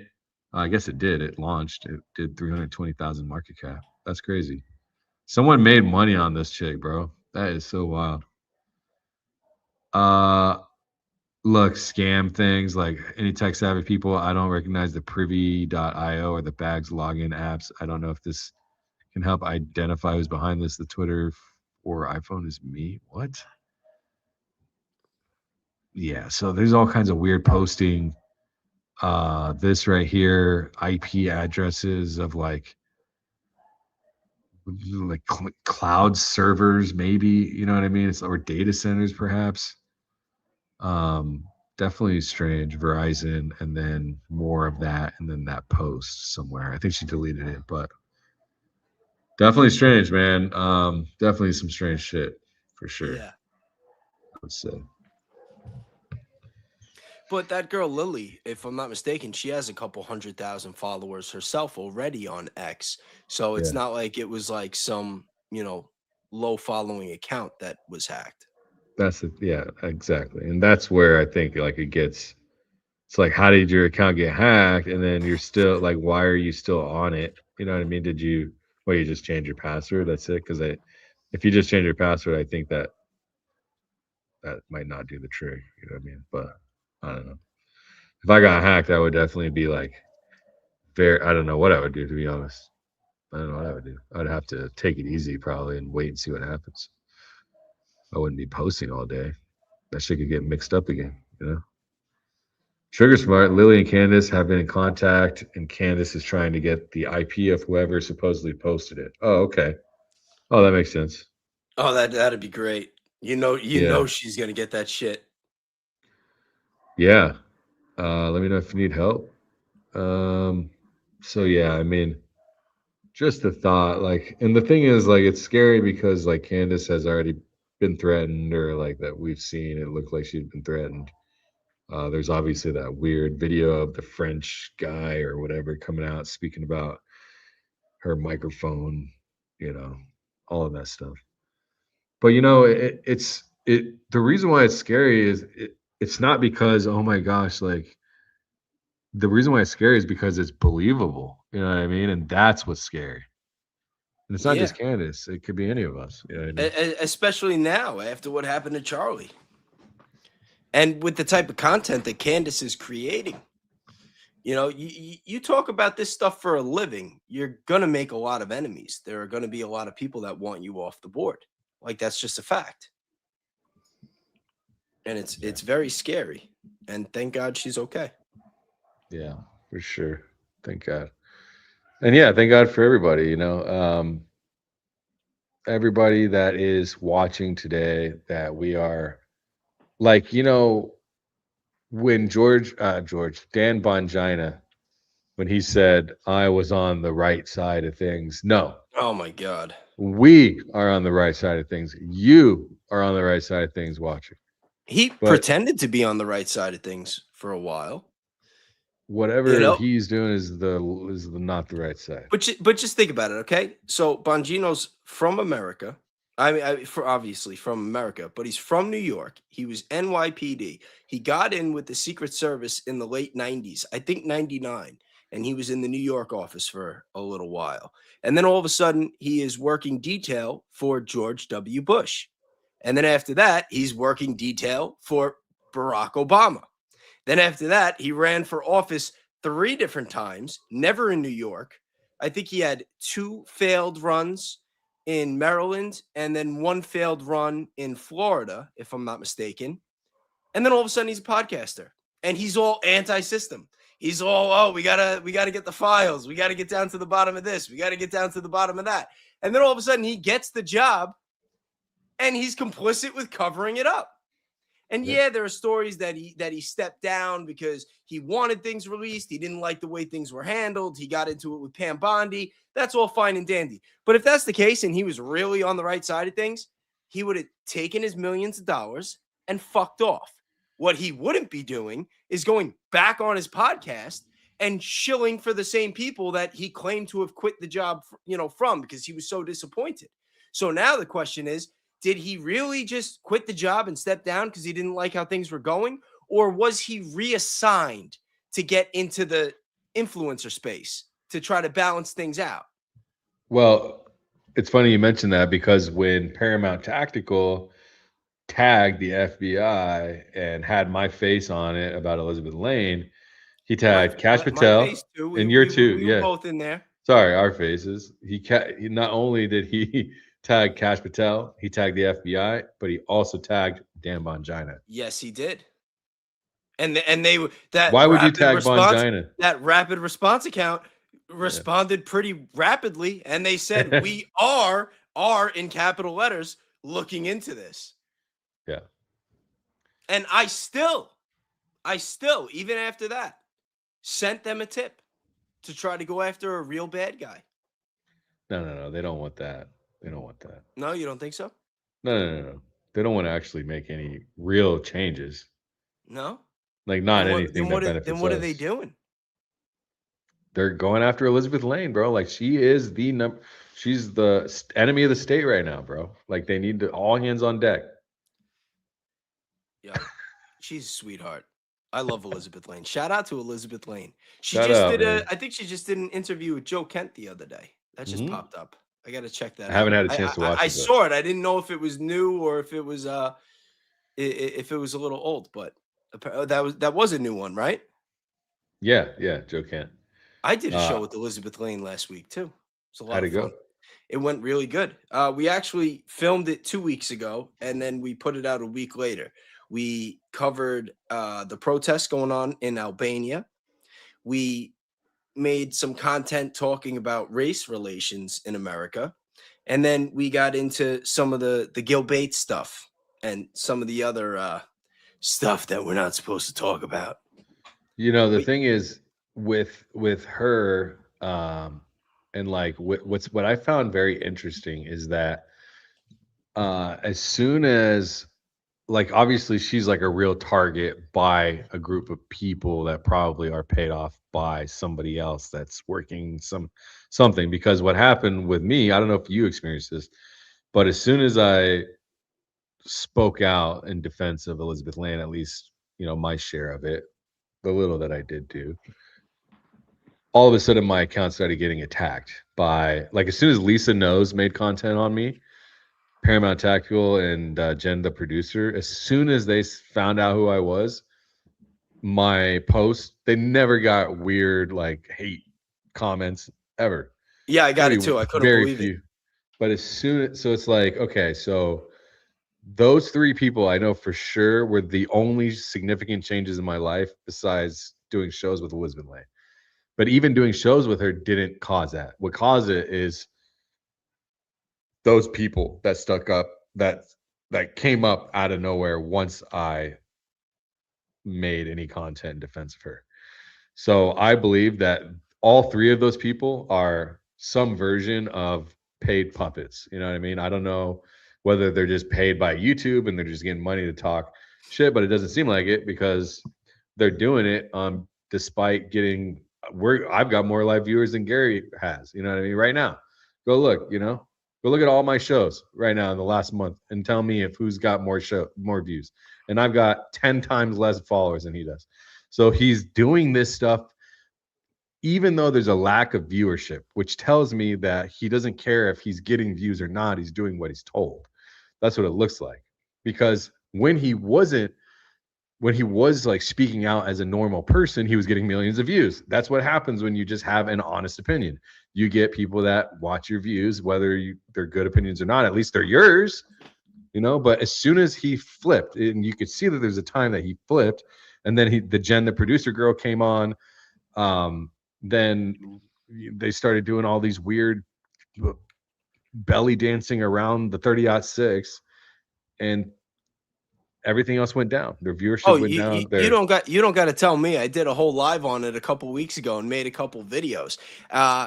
He for years, for like I don't want to get too much into this guy, but for like 4 years, he was making content that was actually pretty consistent with ours. It was anti-establishment. It was calling out the corruption. It was don't trust this organization. Don't trust that organization. They're not out for your best interest. Like he was all about it, all about it. And then all of a sudden, in late September, he just made a change. And now, you know, it is what it is. Yeah, but it's more than just a change. What it is attacking other creators that are doing honest work, and that's a problem. Yeah. You know what I mean? So and then tagging feds, right? Tagging. I told Elizabeth Lane, like, whatever all that is, and the tagging the feds and the suing and investigating, I'm not in. You can count me out because I don't fuck with the feds. I don't fuck with investigating people. You got a problem with me, I'm going to use public information to expose you for who you are. But I'm not going to be going and getting involved in tagging feds and the CIA and investigations and shit. No. I do my own investigations, and that's how I roll. I don't fuck with feds. Maybe you should tag. Maybe you should tag feds. You know, Paramount Tactical was the one that inspired me to tag the feds the way that I did today with that tip that I gave them, because they answered him really quick. I thought maybe they'd answer me too. Who knows, Danks? Maybe, you know, next time you get a hot tip, you make the video, you send. You tag them, tell them about it. Maybe they'll do the work. You ain't gonna catch me tagging any fucking feds that's gonna help anybody, except for I stay away. I ain't no snitch. I never have been, never will be, and that goes for politics, and that goes for in the street. That's just how I've always been. Could you imagine that in a perfect world? You wake up tomorrow, and you see Bill Gates getting hauled away in cuffs, and Cash Patel up there saying, I just want to give a special thank you to RealBayes for the tip. The tip on X. Yeah, that'd be the day. Yeah, I'm just having too much fun. We could just stop doing content, man. You know what I mean? Like, just like YouTube just closes down and shit. Like, we got him, guys.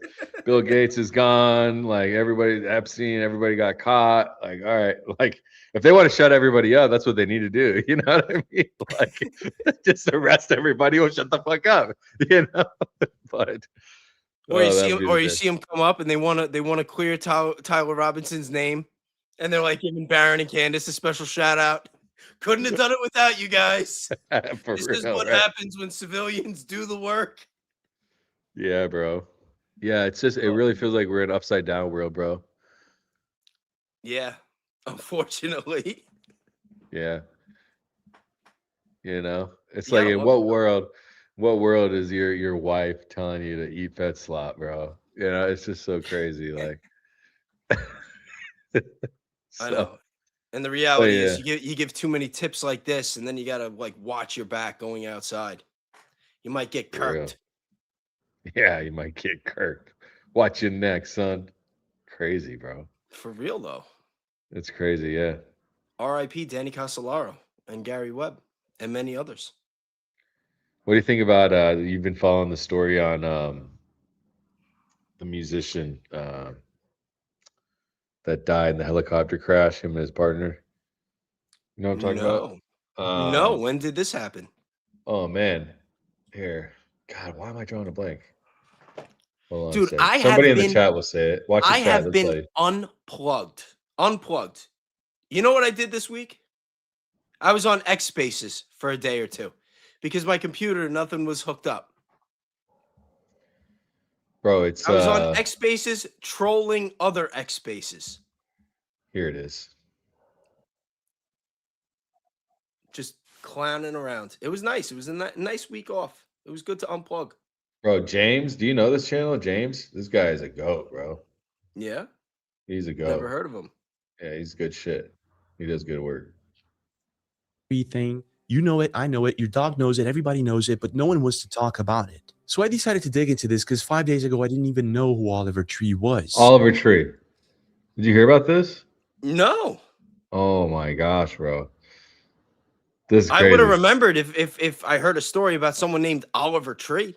Bro, listen to this. Listen to this. And the crazy thing is, the more I dug into this, the crazier it got. So on June 14th, this account posted this. Could it be that we're facing the biggest bait in internet history? If you're not aware of this, on June 14th, Oliver Tree and Gatsby were involved in a very sad and strange incident. It didn't take long before several people started coming up with the craziest theories. He predicted his death over 10 times, y'all. It's not just one or two little things. We're talking about That guy multiple looks familiar, coincidences or hints his fans believe. Yeah, bro, there's all kinds of crazy stuff that happened. And so like originally what happened was his record label, like this show actually, he explains it perfectly. So like I'll stop it and stuff, but I want you to see like what happened. He was leaving behind. Hello, I'm Ron Johnson Van Swanson, the president of Alien Boy Records. Our #1 artist, Oliver Tree, has no say or involvement in the creative process. We make him sing and dance like a stupid little monkey.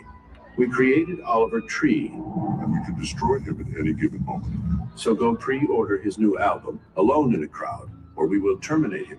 Digging deeper into this, I found a bizarre connection between Antarctica and a documentary that he was set to release this month, and cryptic messages and hints that his fans believe he may have intentionally left behind. What's the biggest theory that you believe in? It's a great question.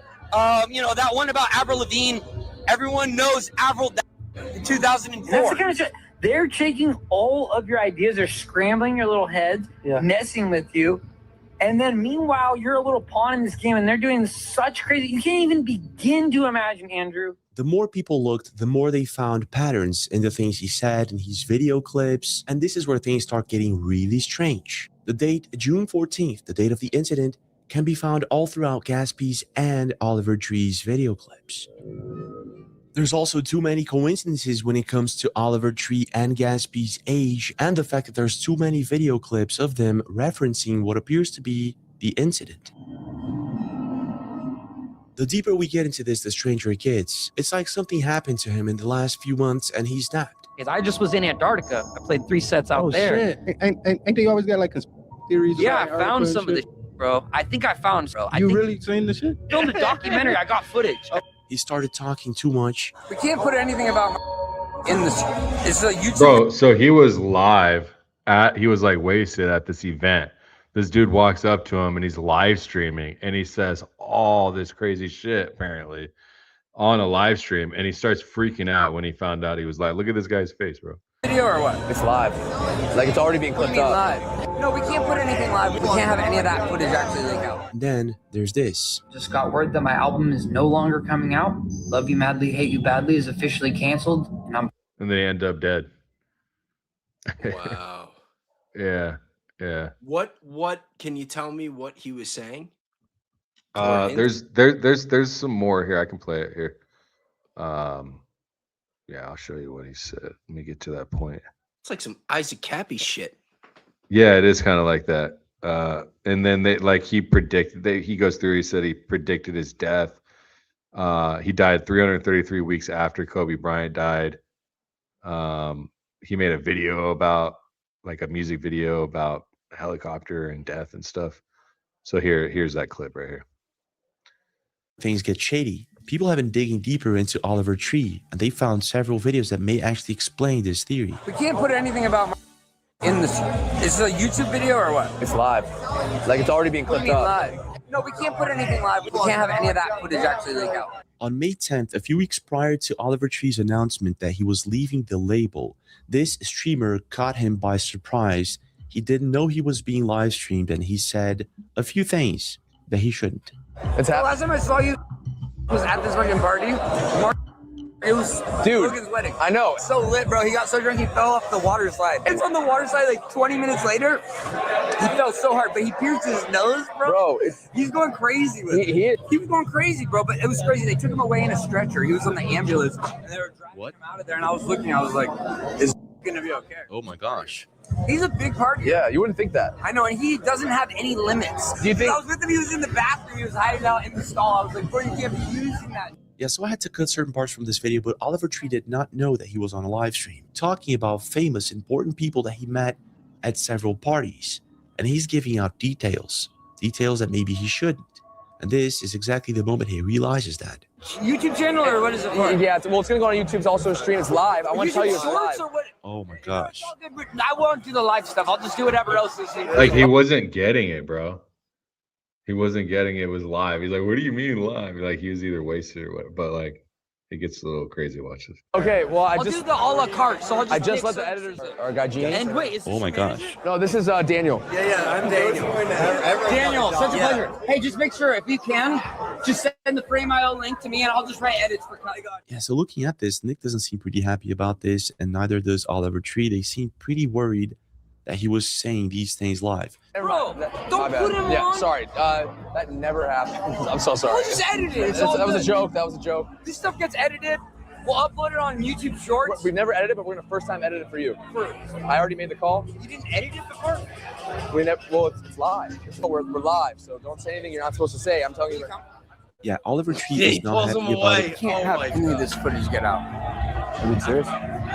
Well, I'll make whatever cuts you want. That mic's not live, is it? Well, it's on right now. Turn the mic on. He seems as if he finally realized he's Oh, live. I don't even want to laugh. seems a I little just bit remembered drunk. he's dead. And Fuck. he definitely said too much. I did have to cut a lot of the stream out of respect to Oliver Tree and the people he mentioned, and if you watch the full video, it seems to me that he said too much, but still doesn't prove anything. He's a pretty famous guy, he's at a party. It's like, who's gonna take him seriously when he's this drunk? So it could just be that this is not it. But then again, you have this. About 2 years ago, Oliver Tree went live on a podcast to talk about a documentary he was doing on Antarctica. 6 a.m. if I got the chance. I just was in Antarctica. I played 3 sets out there. Shit. There was like 20 people, bro. Like, ain't they always got like conspiracy theories? Yeah, writing I found articles and some of the shit? shit, bro. I think I found, so for one, I think I found the wall that surrounds the Earth. I seen this this pyramid, which I believe is from an ancient civilization from a 15th century map I was looking at, and it looks like there's potential of an entire iced out civilization that's like 10,000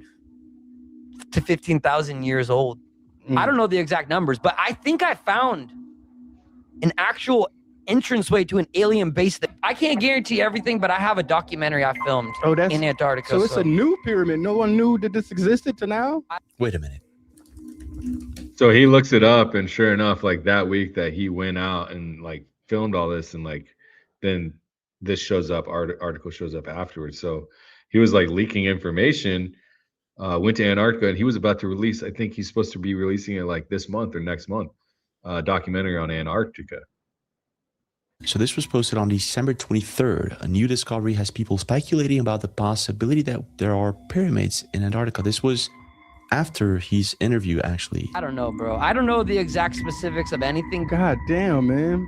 So it will come out later. So you're probably thinking the same thing as I am. What exactly is he talking about? Did he actually see something there, or is he just babbling for views? This is at least what I thought until I found this. He was supposed to release this documentary together with the album that got canceled by his label. In other words, it might just be that his label canceled him.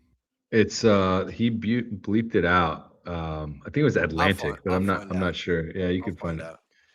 They all pretty much trace back to the same anyway. So yeah, so essentially he ended up dying, bro, and his partner too is his band partner, his bandmate, Gatsby. So yeah, Yo, that's so sad. It's sad, bro. Yeah, he's young, bro. He's like in his late 20s. You know what I mean? Maybe early 30s. But yeah, bro, it's sad for sure. That's really sad. I hate hearing about people dying. And especially after definitely suspicious circumstances. Yeah. He's So that's what I'm yelling saying, at like Mike. I know, man. After he says everything. Yeah. That's what I'm saying. It's like it's all directions, and it could be anybody, right? And it's funny. It's like, well, was it just a freak accident, or is there symbolism involved? There seems to be, but I think you could probably find symbolism in anything. You know what I mean? So it's like, Oh yeah, especially with numbers. yeah, especially with numbers. So I don't know, but let's go through some of these super chats. Yeah, man. I mean, it is what it is, bro. Sucks. And I just hope that people know that that we are, like, the people that founded this country escaped all of that. You know what I mean? And we're in it again. And anybody that's scared to speak up, if only a few people are speaking up, it will always be that way. It'll only get worse. The noose will tighten. The more that we speak out, the more that we try to correct the record, the more that we shed light, the more that we show FARA documents, the more that we expose the truth through like publicly available information that is there ready for the taking, the more we don't have to be afraid of speaking out. The more we don't have to deal with people trying to scare people by tagging feds and by playing gotcha games and making shit up and like, calling people assets when they might be deflecting or like projecting or whatever, and I'm not speaking about anybody in particular at the moment, even though I've seen these things happen from particular people, but that's just not, we're all on the same side. We should be, you know what I mean? And it's concerning that we don't know where the infiltration is coming from now. You see, $1 billion is a lot of money for, and that's just from one direction. That's just from one output of source of funding, right? There's others. We just have to know who to trust. You know what I mean? What's up? The MSJ podcast. Tough days in our country. You guys make it easier. Thank you so much for the company.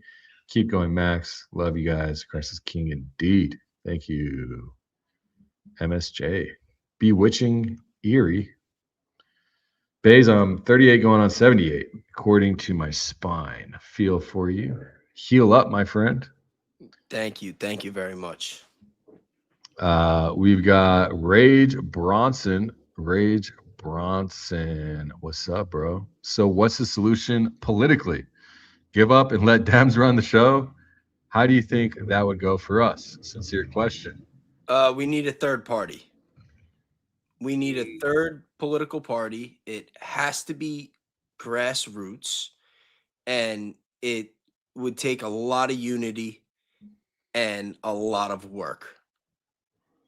Because if we start a third party, you'll be shocked at how quick we go back to two parties, because you're going to see a lot of Democrats and a lot of Republicans that have been getting on TV for a long time talking all this crap about each other, just joining forces overnight.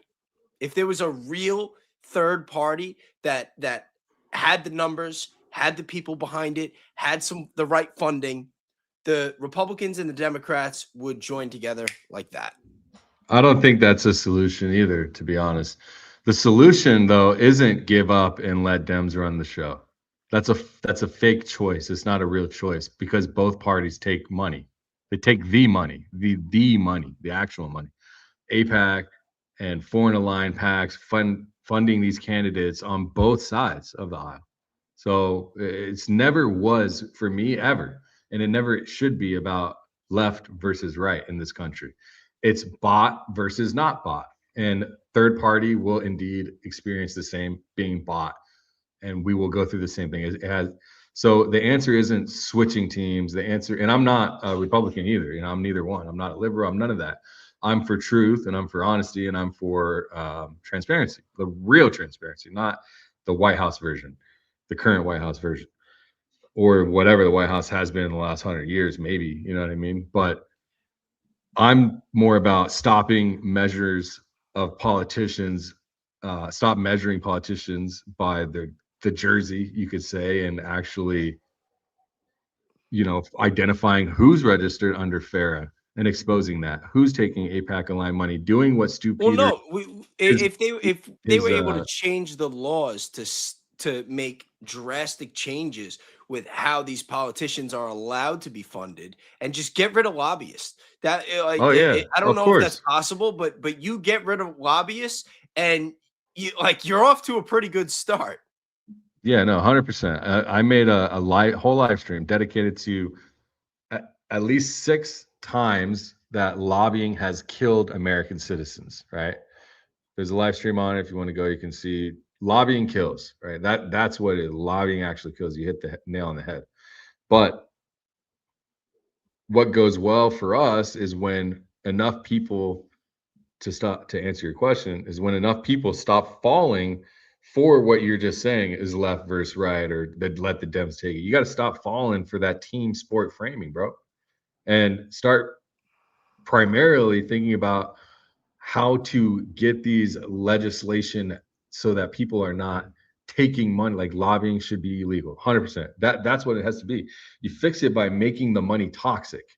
So we're doing it right now. So right now, the people that are taking APAC money in 2028 are going to have a really tough time getting the American voters, especially as we have another 2 year and a half to continue to go harder on all of this.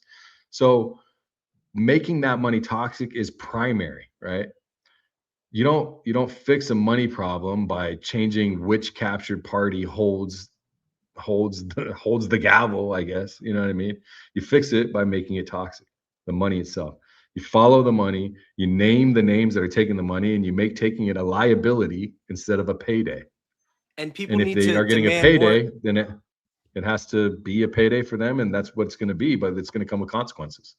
Sorry about that. I thought you were done. What I No, was you're going to good. say is we also need to demand changes with the way that they do these redactions in these classified documents. And I mean, there were laws in place for classified documents. I think after 50 years, they were supposed to come out no matter what. And then all of a sudden they started passing legislation to push things back, like JFK files. They pushed back multiple times. I mean, the JFK files are supposed to be out. And there are reports that there are over 10,000 JFK files that are illegally being withheld that they never plan on releasing because it's 10,000 files that connect to our not so greatest ally. Same thing with the e-files. The e-files were supposed to come out. We only got a fraction of them. They only gave us a fraction, and they're so heavily redacted. And even think about that. Think about everything that came out in those e-files. And that's with the redactions and with the fact that we only got a fraction of them. Imagine if we got them all. Like, imagine what they're hiding. I think that they're hiding a lot more than trafficking. I think that there's a lot of money laundering, a lot of arms deals, a lot of people getting offed. And I think that a big event from a couple years ago, around 2020, that there's a lot of files connecting to that as well. Oh yeah. I mean, I'm not a big fan of Tulsi Gabbard. I haven't been, honestly, but I hope that she, it's just like, I don't know, man. It's like, it's too late. You know what I mean? It's too late to talk about fucking COVID and who did what. Like, the pen is, they've already signed, like, there's not even any talk about how to reverse the guy's fucking immunity. You know what I mean? But we're gonna you're gonna frustrate the people more, Tulsi. Like, yeah, fine, we're gonna learn more about, we already know he's a scumbag. We already know he sold us all out. I think it all has to come out. I think it all has to come out, and the people need to know the truth, because the sad truth of it is, like, I agree. I post about, listen, I go on Facebook all the time and I post about declassified files, facts that are released by our government, that anybody can go online to a government website and verify. And you would be shocked at how many people attack me and write me off as a conspiracy theorist and try to say that it's all make-believe, when it's all verifiable information. And that's how indoctrinated our country is. That's how brainwashed everybody is. It's disgusting. Yeah, actually. I mean, if it's fine for me, it's like that needs to come out, but it's like, if that's your big exit, well, then what about everything else? You know what I mean? I guess fine. You're gonna just I think quit she put and out then what dump she was that on allowed us. to without putting a target on her head. Yeah, I guess. I don't know. I've always been mixed about her because she's taking APAC money. You know, it's like she's scared to say anything. She'll say just enough to toe the line. You know, it's just like she goes that's to dinner what parties money with Erica Kirk. Yeah, I mean, Can't forget she's that one. taking She was pictures sitting with next to her at the correspondence dinner. Miriam Adelson, hanging out with the Adelson. It's like, bro, like you can't trust anybody. Bro. I don't even trust Thomas Massey hardly. Like he's the only one. I'm like, I'm maybe a little bit, but even then, I'm Team Tommy all day. it just makes me nervous. It's like, is this really the one guy in the whole political apparatus that is on our side? Actually, he's the only one. You're gonna tell me that he's the only guy? Like Ro Khanna has already taken the money. Okay, so how come Ro Khanna isn't getting primaried or whatever it is? You know, and how come? So it's like, okay, so Thomas Massey has pretty much earned it with me. I'm a tough bid, bro. Only because I haven't seen anybody that I can trust, you know. But the one person that was trying was Massey, and it seems that he's the one that I trust the most, you know. And unfortunately, he's out, and he's going to be out. So it just sucks that like the most important and pressing things, like we probably won't see any real disclosure on any of the stuff we're seeing today. Charlie Kirk, Epstein files, even like the real truth, because it wasn't just fucking Fauci. There was a lot more people, a lot more money, a lot more institutions, a lot more behind Fauci.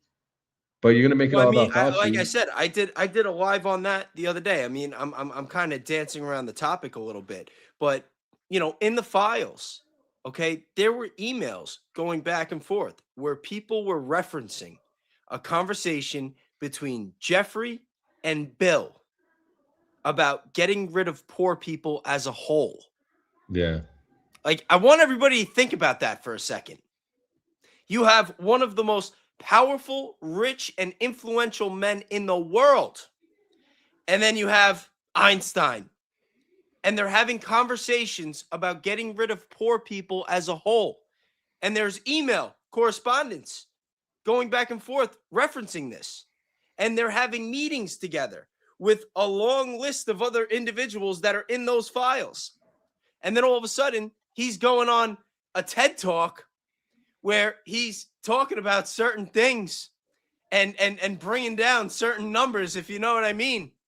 And then there's emails saying, yeah, we're going to get him $1 billion in donations. And then he gives his deposition 2 weeks ago behind closed doors, off camera. And nobody's talking about this. Nobody is talking about this. I'm just saying. Yeah. No, I know. I mean, that's the thing is they're all behind closed doors. They rolled out Leslie Wexner and make him look like, but nothing comes of it. You know what I mean? Like, that was my first live. I sat there and I increased the speed too because it was a 6-hour deposition and he talks mad slow. So I sped it up to like 1.5, and the live stream still took me 6.5 hours. But I covered every word. I analyzed everything, and I was able to call bullshit on a lot of different parts too. Yeah, that's a good one. Good question though, Rage. Thanks. Stacy, for YouTube for screening my super chat. Check the regular comments in the chat. Oh man. Oh yeah. There's a lot of comments. I don't know where to start. I'm sorry. Resend it now. Stacy. That's your best bet. Resend it now if you're still watching. I think I've got like 4,000 or 5,000 messages in there. There's no way I'll be able to find it. If you send it, I'll see the super chat. I don't know if you can space out your wording or anything, but thank you though. Sorry about that. Republic Tea Room gifted 1Bayes membership. Researcher Daisy coming through on your side. Daisy. You want to read this? I love that your version of unplugging is trolling X spaces. Ha ha ha. Oh yeah, you should have listened to the X space that I trolled. It was a lot of fun. I had fun. I'm gonna do it again soon. What's your thing? You go. So when Blake Bednar's is live on a space, you go members only live and you troll it. No. Okay. So this is what happened. One day I'm doing a members only live. So when I do my members only, I'll do like a lot of Q&As. I'll interact, because you don't have hundreds or thousands of people watching. You get like a couple dozen. So I'm able to like just sit there and interact with the chat. And, you know, one day one of them told me like, hey, Blake Bednarz is crashing out on X right now. I'm like, all right, let's pull it up. And he was. And I was giving some commentary and the chat was loving it. So then, you know, a couple other members only lives. It's like, what do you guys want to talk about? What do you want to do? And they want to see if Blake is on X crashing out. So then, you know, that's your passing time. That's what you guys do here. No. I got to get a hobby like that. Listen, at least usually for my members only live, I try to talk about more serious stuff, more personal stuff that I don't worry about the algorithm as much because I know it's a separate algorithm. So I could talk more about some of the files or this or that. But at least once a month, I like to make it people's choice where I'm just in there. What do you guys want to watch? What do you guys want to talk about? And for the last 2 months, they want to talk about Blake Bednarz. So I'm like, you know what? Let me surprise everybody. I told you my whole. Sorry, I didn't mean to spark that.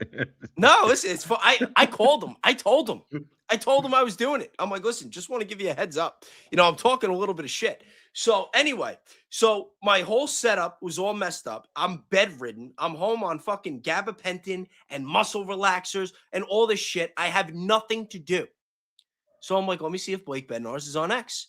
And he was. And like I said, you know, a couple muscle relaxers, you know, I was feeling pretty good. So I hopped on. Like, why the hell not? It was fun. You know, there were a couple of my members were in there. They were excited to see me.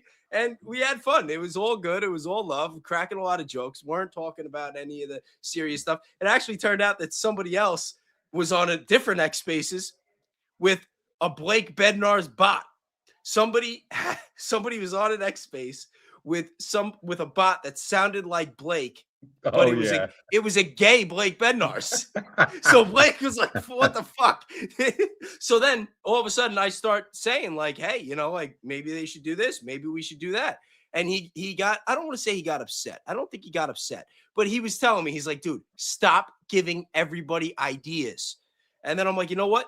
Maybe I'll just keep it to myself. I'm like, maybe I'll just do it myself. And he's like, you don't know how to do stuff like that, Bayes. Good luck. I'm like, I don't. But Danks does. I'll make a boss and make him sound. Fun. We don't even need someone to speak on the other end. I'll just have it speaking for itself. Fucking use Eliza OS. And with all the drama going on, you know, because me and Blake have bumped heads plenty of times in the past. Like there was a good couple of months where me and this guy were not getting along at all. But with all the drama going on in the podcast space and all the different investigation and conflicting theories, it was nice to just be able to like unplug, you know, because like I said, even though I was on there, I was off. I wasn't thinking about the shit. I was just trying to crack jokes, have fun. And, you know, it was nice. I had fun. It was cool. Good.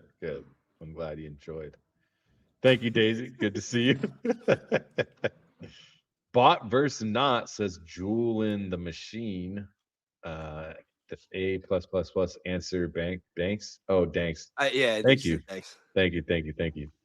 Yeah, man. Bot versus not. For now, at least, until we can change the law, we got to get money out, bro. We got to get that paper out of politics, man. That right there is exactly what our founding fathers, people died for. People died for that. They gave their lives. You keep saying this, but I'm not too convinced. I have a little conspiracy theory of my own. What? I mean, considering that our founding fathers were all Freemasons, and that the Bolivian or the Bavarian Illuminati was established just a couple of months before the Declaration of Independence, maybe America is exactly what it was intended to be from day one. You look at the way that they rewrite all the history that we're living now in our lifetime. How can you really believe what happened 100 years ago? What happened 200 years ago? If we know that a lot of the stuff that they're telling us that happened 80 years ago is complete bullshit or curated or spun, what makes you think the rest isn't? It's just a question. Good point. So I don't know. I don't know. Big old banger. MSJ podcast says, thank you, man. That's a massive super chat. I appreciate you. All right. Well, this says, man, my laptop, my back is killing me. RFKJ may run as an independent. My White House sources say he consistently polls higher than Trump. Thoughts? By the way, I'm convinced Erica is CIA op designed to pivot trad wives to boss babes. See Gloria Steinem video at top of YouTube. Black and white from JFK files. She was CIA, says MSJ podcast. Then he follows up. RFK Massey 2028. It's a lot to unpack. So I don't think that I don't know like how, see, I'm not politically sound enough to say like you could run as an independent and win, because I don't know what that would take. I don't know how that works with the voting and like how all of that shit works. You know what I mean? So I can't speak on that. I'm not knowledgeable enough in political voting and marginalized voting and stuff. The thing is, with super delegates, with what's the other one? The way that they just decide after our votes go in. It's like our vote doesn't even matter anyway. You know what I mean? And then I guess it is interesting that if you run, maybe, okay, so if I think about it like this, if he runs as an independent, then maybe he doesn't have to deal with being primaried or like have some other massive money behind him, but they're going to be across the aisle, right? So in reality, it's that nothing can be fixed until our voices, all of us talking about lobbying is a problem, is loud enough to where they understand that what they're watching on TV is propaganda. The things that are being told to you about politicians when they're doing their campaigning and it's on TV, like vote for Trump because this person sucks dick for a living. Like that is propaganda. You know what I mean? So like until every single person that sees it understands what it is, that's when we can make change. Until then, they have to either stop allowing foreign money into politics, into local elections, or get rid of PACs. I mean, all of it all comes back to not money. even just foreign money, corporate money, Corporate billionaire money, all of the money, all of it has to go. You know, like political politics was never intended to be careers. And I know, and many of you have said it and heard it, but important to note that being politically active was always supposed to be like us, like what we're doing now, but actually going and taking responsibility. And then you go in and you do what your mission was and you work with your community. But if you are being challenged by hundreds of millions of dollars with other agendas behind that money, nobody stands a chance. It will always be that way until it's removed.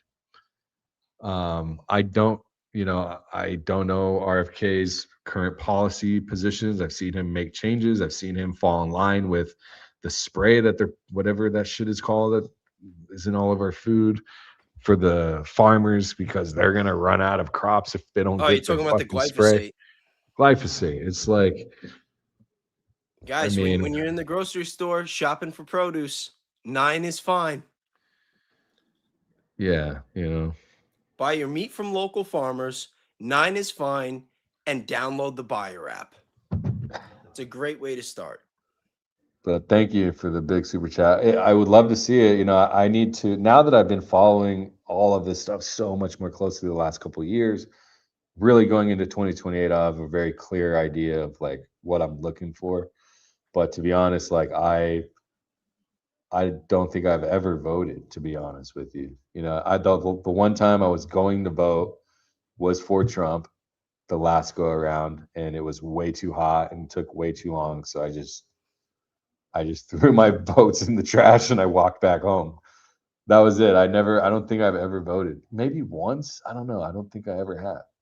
So because I never felt like my vote mattered anyways, before I learned all the stuff that I know today, I happen to be right, you know? So it's like, again, I don't buy into politics. Like if you watch what happened to Massey, it's like, why would I? You know, why would I? Like they reached out to me to speak with who's the guy? Like he's so irrelevant now. I can't even remember his name. The guy that ran against Lindsey Graham. He's so you know what I mean? It's like now. where did it like everyone hates Lindsey Graham and then you put him up. But the thing is, I know that if I platform, what was his name? Mark I don't know. his name. The guy that ran against Lindsey Graham. You know, whatever. If I prop him up, I do an interview, and then it makes me look ineffective. It makes me look like, oh, I was on the wrong side to somebody else. It's like I don't want to get involved in any of that. I don't trust any of that. It would be nice to see Lindsey Graham. I made a couple posts in what I believed, but being politically active and speaking for other people in politics when there's always somebody behind with money and an agenda that I don't know about, I can't say who would be good or bad. And it's a long way of answering what you're saying. I don't trust anybody. You know what I mean? I don't trust him. I don't even trust RFK. You know what I mean? He's got his own agendas too. Like they killed his parents, his dad or whoever it is, his uncles, you know. That's how little I know about every his dad and his uncle. His dad and his uncle. It's like, so who knows what he's trying to do? And maybe his cousin. You know? Aliens and the UFO files and all this garbage they're feeding down our fucking throat. It's just crazy. Thank you for the super chat, bro. Rage Bronson, I'm assuming you don't trust Vance? No. How can you trust Joe Kent then, who glazed Vance in multiple? I don't trust Joe Kent. You should go watch. I don't trust any of these fucking people. I don't trust any of these people, bro. I think that I can only go with what I've seen, and so far I've seen more potential to be trusted out of Joe Kent than Vance. You know what I mean? So I can say that I have less lack of trust for Joe Kent than I do of Vance, but I don't trust either one. And you got to remember, everybody has an agenda, and then when it comes down to the political race, all these different people have agendas until there's cabinet seats open. And then all of a sudden, I mean, just look at Trump's administration. These guys were all never Trumpers. Marco Rubio, Pete Hegseth. You know what I mean? And it's funny too, because even guys like Mark Levin and Ben Shapiro were trashing Trump back in 2016. And now they're trashing him again. I wonder why. Yeah, it's like as soon as they don't get their way, they stomp around. And to answer that though, what was the girl Whitney Webb? She made that assessment on Jimmy Dore. I covered that when she was on Jimmy Dore. Yeah, where she said, ex-CIA guy. All of a sudden, he's saying all the right things. Spider sense is tingling. And then even it's funny because I released a video covering Joe Kent and Sean Ryan. And then I released it and I didn't know, as I was recording and editing, and then I dropped the video, she had made that statement on Jimmy Dore. So then my comments were like, Whitney Webb says that he's an asset, blah, blah, blah. And I'm like, oh, fuck, I didn't know this. I didn't know. My bad. It's not that she said that he's an asset. She said that looking at his background, that you just need to be wary whenever you see people with that type of background saying all the things that you want to hear. That there's a lot of controlled opposition in politics. She wasn't making any claims or allegations or anything. She's just saying, be careful. Yeah, man. I don't know. She's been interestingly right about a lot of stuff. I mean, she literally wrote the book. What's up, Christy? Yeah, she did, didn't she? I got a book too. I'm excited about reading. One of our, Anne Marie. She comes in here. She's a Dankster. She bought me this book,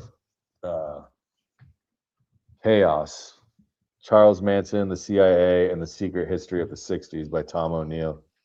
So I'm really excited about reading this. I had it with me today and I didn't get a chance to read it, but I'm going to crack this open tonight. But yeah, man. What's up, Christy? Good to see you. Thanks for the super chat. What else we got? Philippe, in Sweden, it costs money to take out cash from an ATM. Same here. It costs me every time, at least $3. And if I'm at the casino, it's at least 10. Bro, I think I got shafted at the ATM to like on the way down to Mexico. I was like, fuck, I forgot to stop and get cash. So then I went to the ATM like on the freeway in Mexico. And yeah, I should have done that. All right. Thanks, Philippe. Good to see you, bro. Kiki the Cripple. Oliver said Zuck did snow and started the crypto scam. Man, if you haven't started a crypto scam, you ain't shit. that's where they're all at. They're all starting scams and they are undercover. You know, the billionaires like Trump and all that. Like, obviously, that's the thing to do. Apparently, you know what I mean. It's just so crazy, bro. Yo, Like, you know what else was crazy? So, you know, during COVID, a lot of people obviously on YouTube were getting banned. A lot of you know, people were getting suspended and demonetized on different platforms. And, you know, Facebook was one of the platforms that was heavily censoring content. And then he comes out on Joe Rogan and he's saying how it was the Biden administration that was calling him up, putting a lot of pressure. And then all of a sudden what was it, a Zoom call that got leaked where he's like telling his whole staff not to take it. We don't know if this is safe. I wouldn't recommend it. But, you know, one of the biggest content platforms in the world, they're taking down anybody else who's giving the same advice as him. so let me fill you in on this little crypto. Look, I don't know if this is exactly, but I can tell you exactly what I know. So Meta in 2000 and for multiple years, like 2012 to like 2017, I forget the exact dates, but Meta, they had a blockchain team of experts that were building a blockchain itself, like their own version of Bitcoin. And I think it was called Lion or something like that. Lion, something, I forget the name. So there's a team, and then there was like 2 or 3 core people. I forget this so much now, but they created this very unique blockchain that works like the hash rate, like the way that the blockchain works. It was really great for gaming and for like graphics and like what is the meta world or whatever, augmented reality, stuff like that. So the blockchain itself was built. It's called Movement. So they ended up closing that blockchain group down, and they all split off, and they created 3 blockchains. They created Aptos, Sui, and Movement. And all 3 of those blockchains ended up doing hundreds of millions, if not billions of dollars in market cap. Sui became one of the top 20 last cycle. Aptos has been a top 100 APTOS, and Movement, it's not doing that great. But yeah, I mean, they created, and then the 3 of them, they split off after they closed that department down, and they created their own. And that's what I'm saying. It's all a scam, bro. Money, follow the money. I mean, I bet a lot of people didn't know that Meta was in the business of blockchain tech. Well, I mean, is anybody surprised? I mean, just look at the history of Facebook.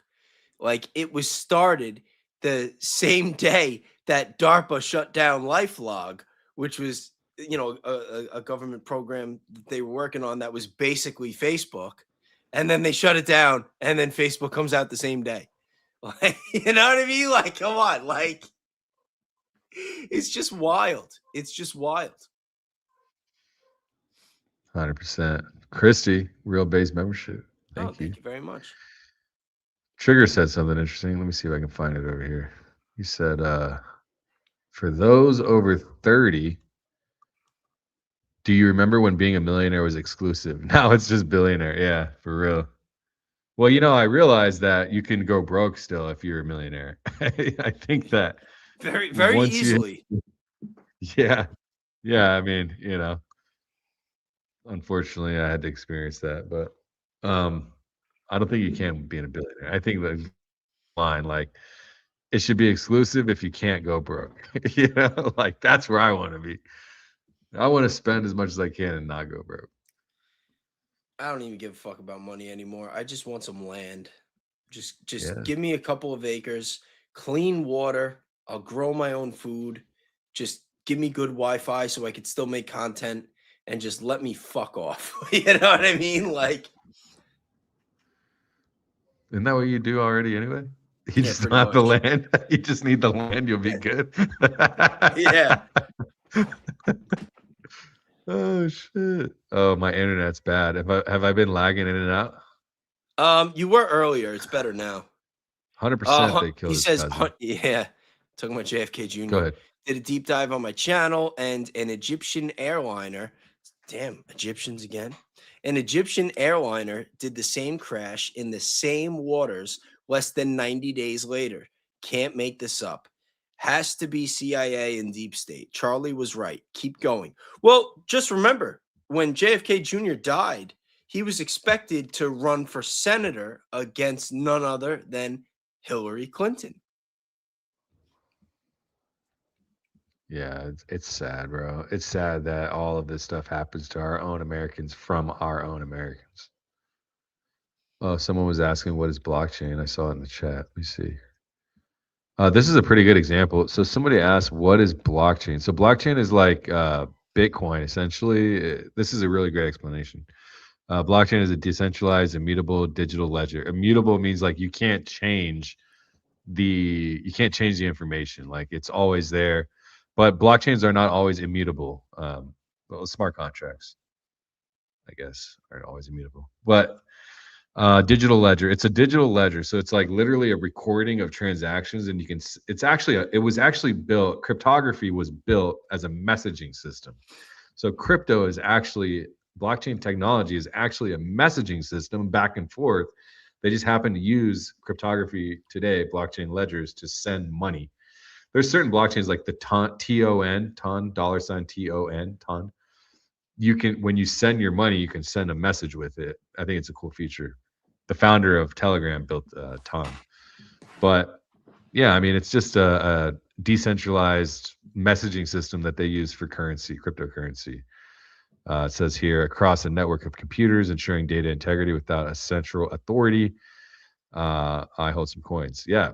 Cool, man. A-Train. What's up, A-Train? Good to see you. I've been a big fan in crypto for many years, but I've kind of fallen out of crypto. But I know like when to buy at the lows. Because I've seen for multiple cycles now, 2 cycles now, the lows and the highs of what things cost and what's been around for how long. And right now, I don't think there's many crypto, if any at all, that will be doing anything in the next 50 or 100 years. Maybe, maybe not. Maybe Bitcoin, maybe not. I don't think that Bitcoin and crypto can get through the quantum phase if quantum computing and GPUs for that, or however they go about it. I think that Bitcoin will get wrecked by quantum computing and AI. That's what I think. But they make quantum resistant. You know, it's funny, like I'm talking about all these like weird tech stuff. Quantum resistant blockchains. I always tell people, like, they say, oh, well, just buy a quantum resistant. And then it's like, yeah, I can resist the cops all day, but they're eventually going to get my ass in the back of the cop car. You know what I mean? And it's like anything right now where there's unforeseen technology and you're buying a product and you're investing your wealth into a technology that was made before that new technology that's unforeseen comes out, is a bad investment, because it makes sense. It's technology. You know what I mean? It's like, it's always evolving. You know, why would I sold all my Bitcoin at 111,000 and I got out. But yeah, man, I don't want to go down that train right now. Back to your roots. 1000%. Thank you. Talking about the MSJ. Yeah, man. So I sat down. Thanks for the gifted membership. Saturday mornings, members only live streams. I started watching this documentary on, was it Paramount? No, it was Amazon Prime, about JFK assassination, and interesting stuff, man. And with this book, I'm excited to learn more about all that stuff, especially after dealing with seeing it firsthand. You can go to Club Vatra. Both Bayes and I are there. I do weekly group sessions where we all talk and do AI work and learn how to use AI, learn what it is. I'm still figuring out that program.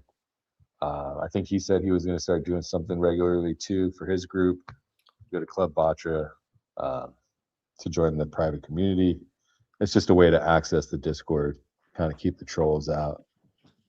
But yeah, man, I think I'm going to spend the rest of my Saturday night with the family. Yeah, no, of course. I'm So, glad you were still able to do the show tonight. yeah, man, trust me, I'm here for it. You know, had to do the show. I mean, we get a good turnout, bro. It's like we have a regular Saturday night show. People are showing up regularly. We get lots of great feedback. They do great views. Yeah, I love doing Saturday nights. I was hoping that my neck was going to be better by tonight. I was going to do the show regardless, but I just didn't want to have to do it in pain. You know, that's like the worst. You get that like throbbing, aching feeling, and then you're like trying to like stay involved and stay in it, and you know. But I was better today. No, Elizabeth says, Danks, do you have indigestion or something? You look like you're uncomfortable. One, I always have indigestion, but more importantly, I'm sitting in a chair. I'm leaning forward. The chair is so deep and there's no lower back to the chair. So I am very uncomfortable. I keep trying to sit back and move forward. So you nailed it. I'm uncomfortable. I got to go. All right, guys. Thank you very much for joining us. Be kind, be grateful, do something nice for somebody, and we will see you next week. Have a good night, everybody. See you guys. Thanks a lot. Thanks for showing up. Love you all. We'll see you next Saturday, and I'll see you guys later this week. Happy Father's Day. Happy Father's Day. Appreciate you. Oh, we got a couple of last stragglers. Rage Bronson. I figured I should super Bayes as well and even it out. Just a reminder, when you buy Candace merch, you're also supporting her zoologist best friend, Officer Tatum. I don't know about that. That's what Rage Bronson said. The homie of the Fed tagger homie. Peace. Later.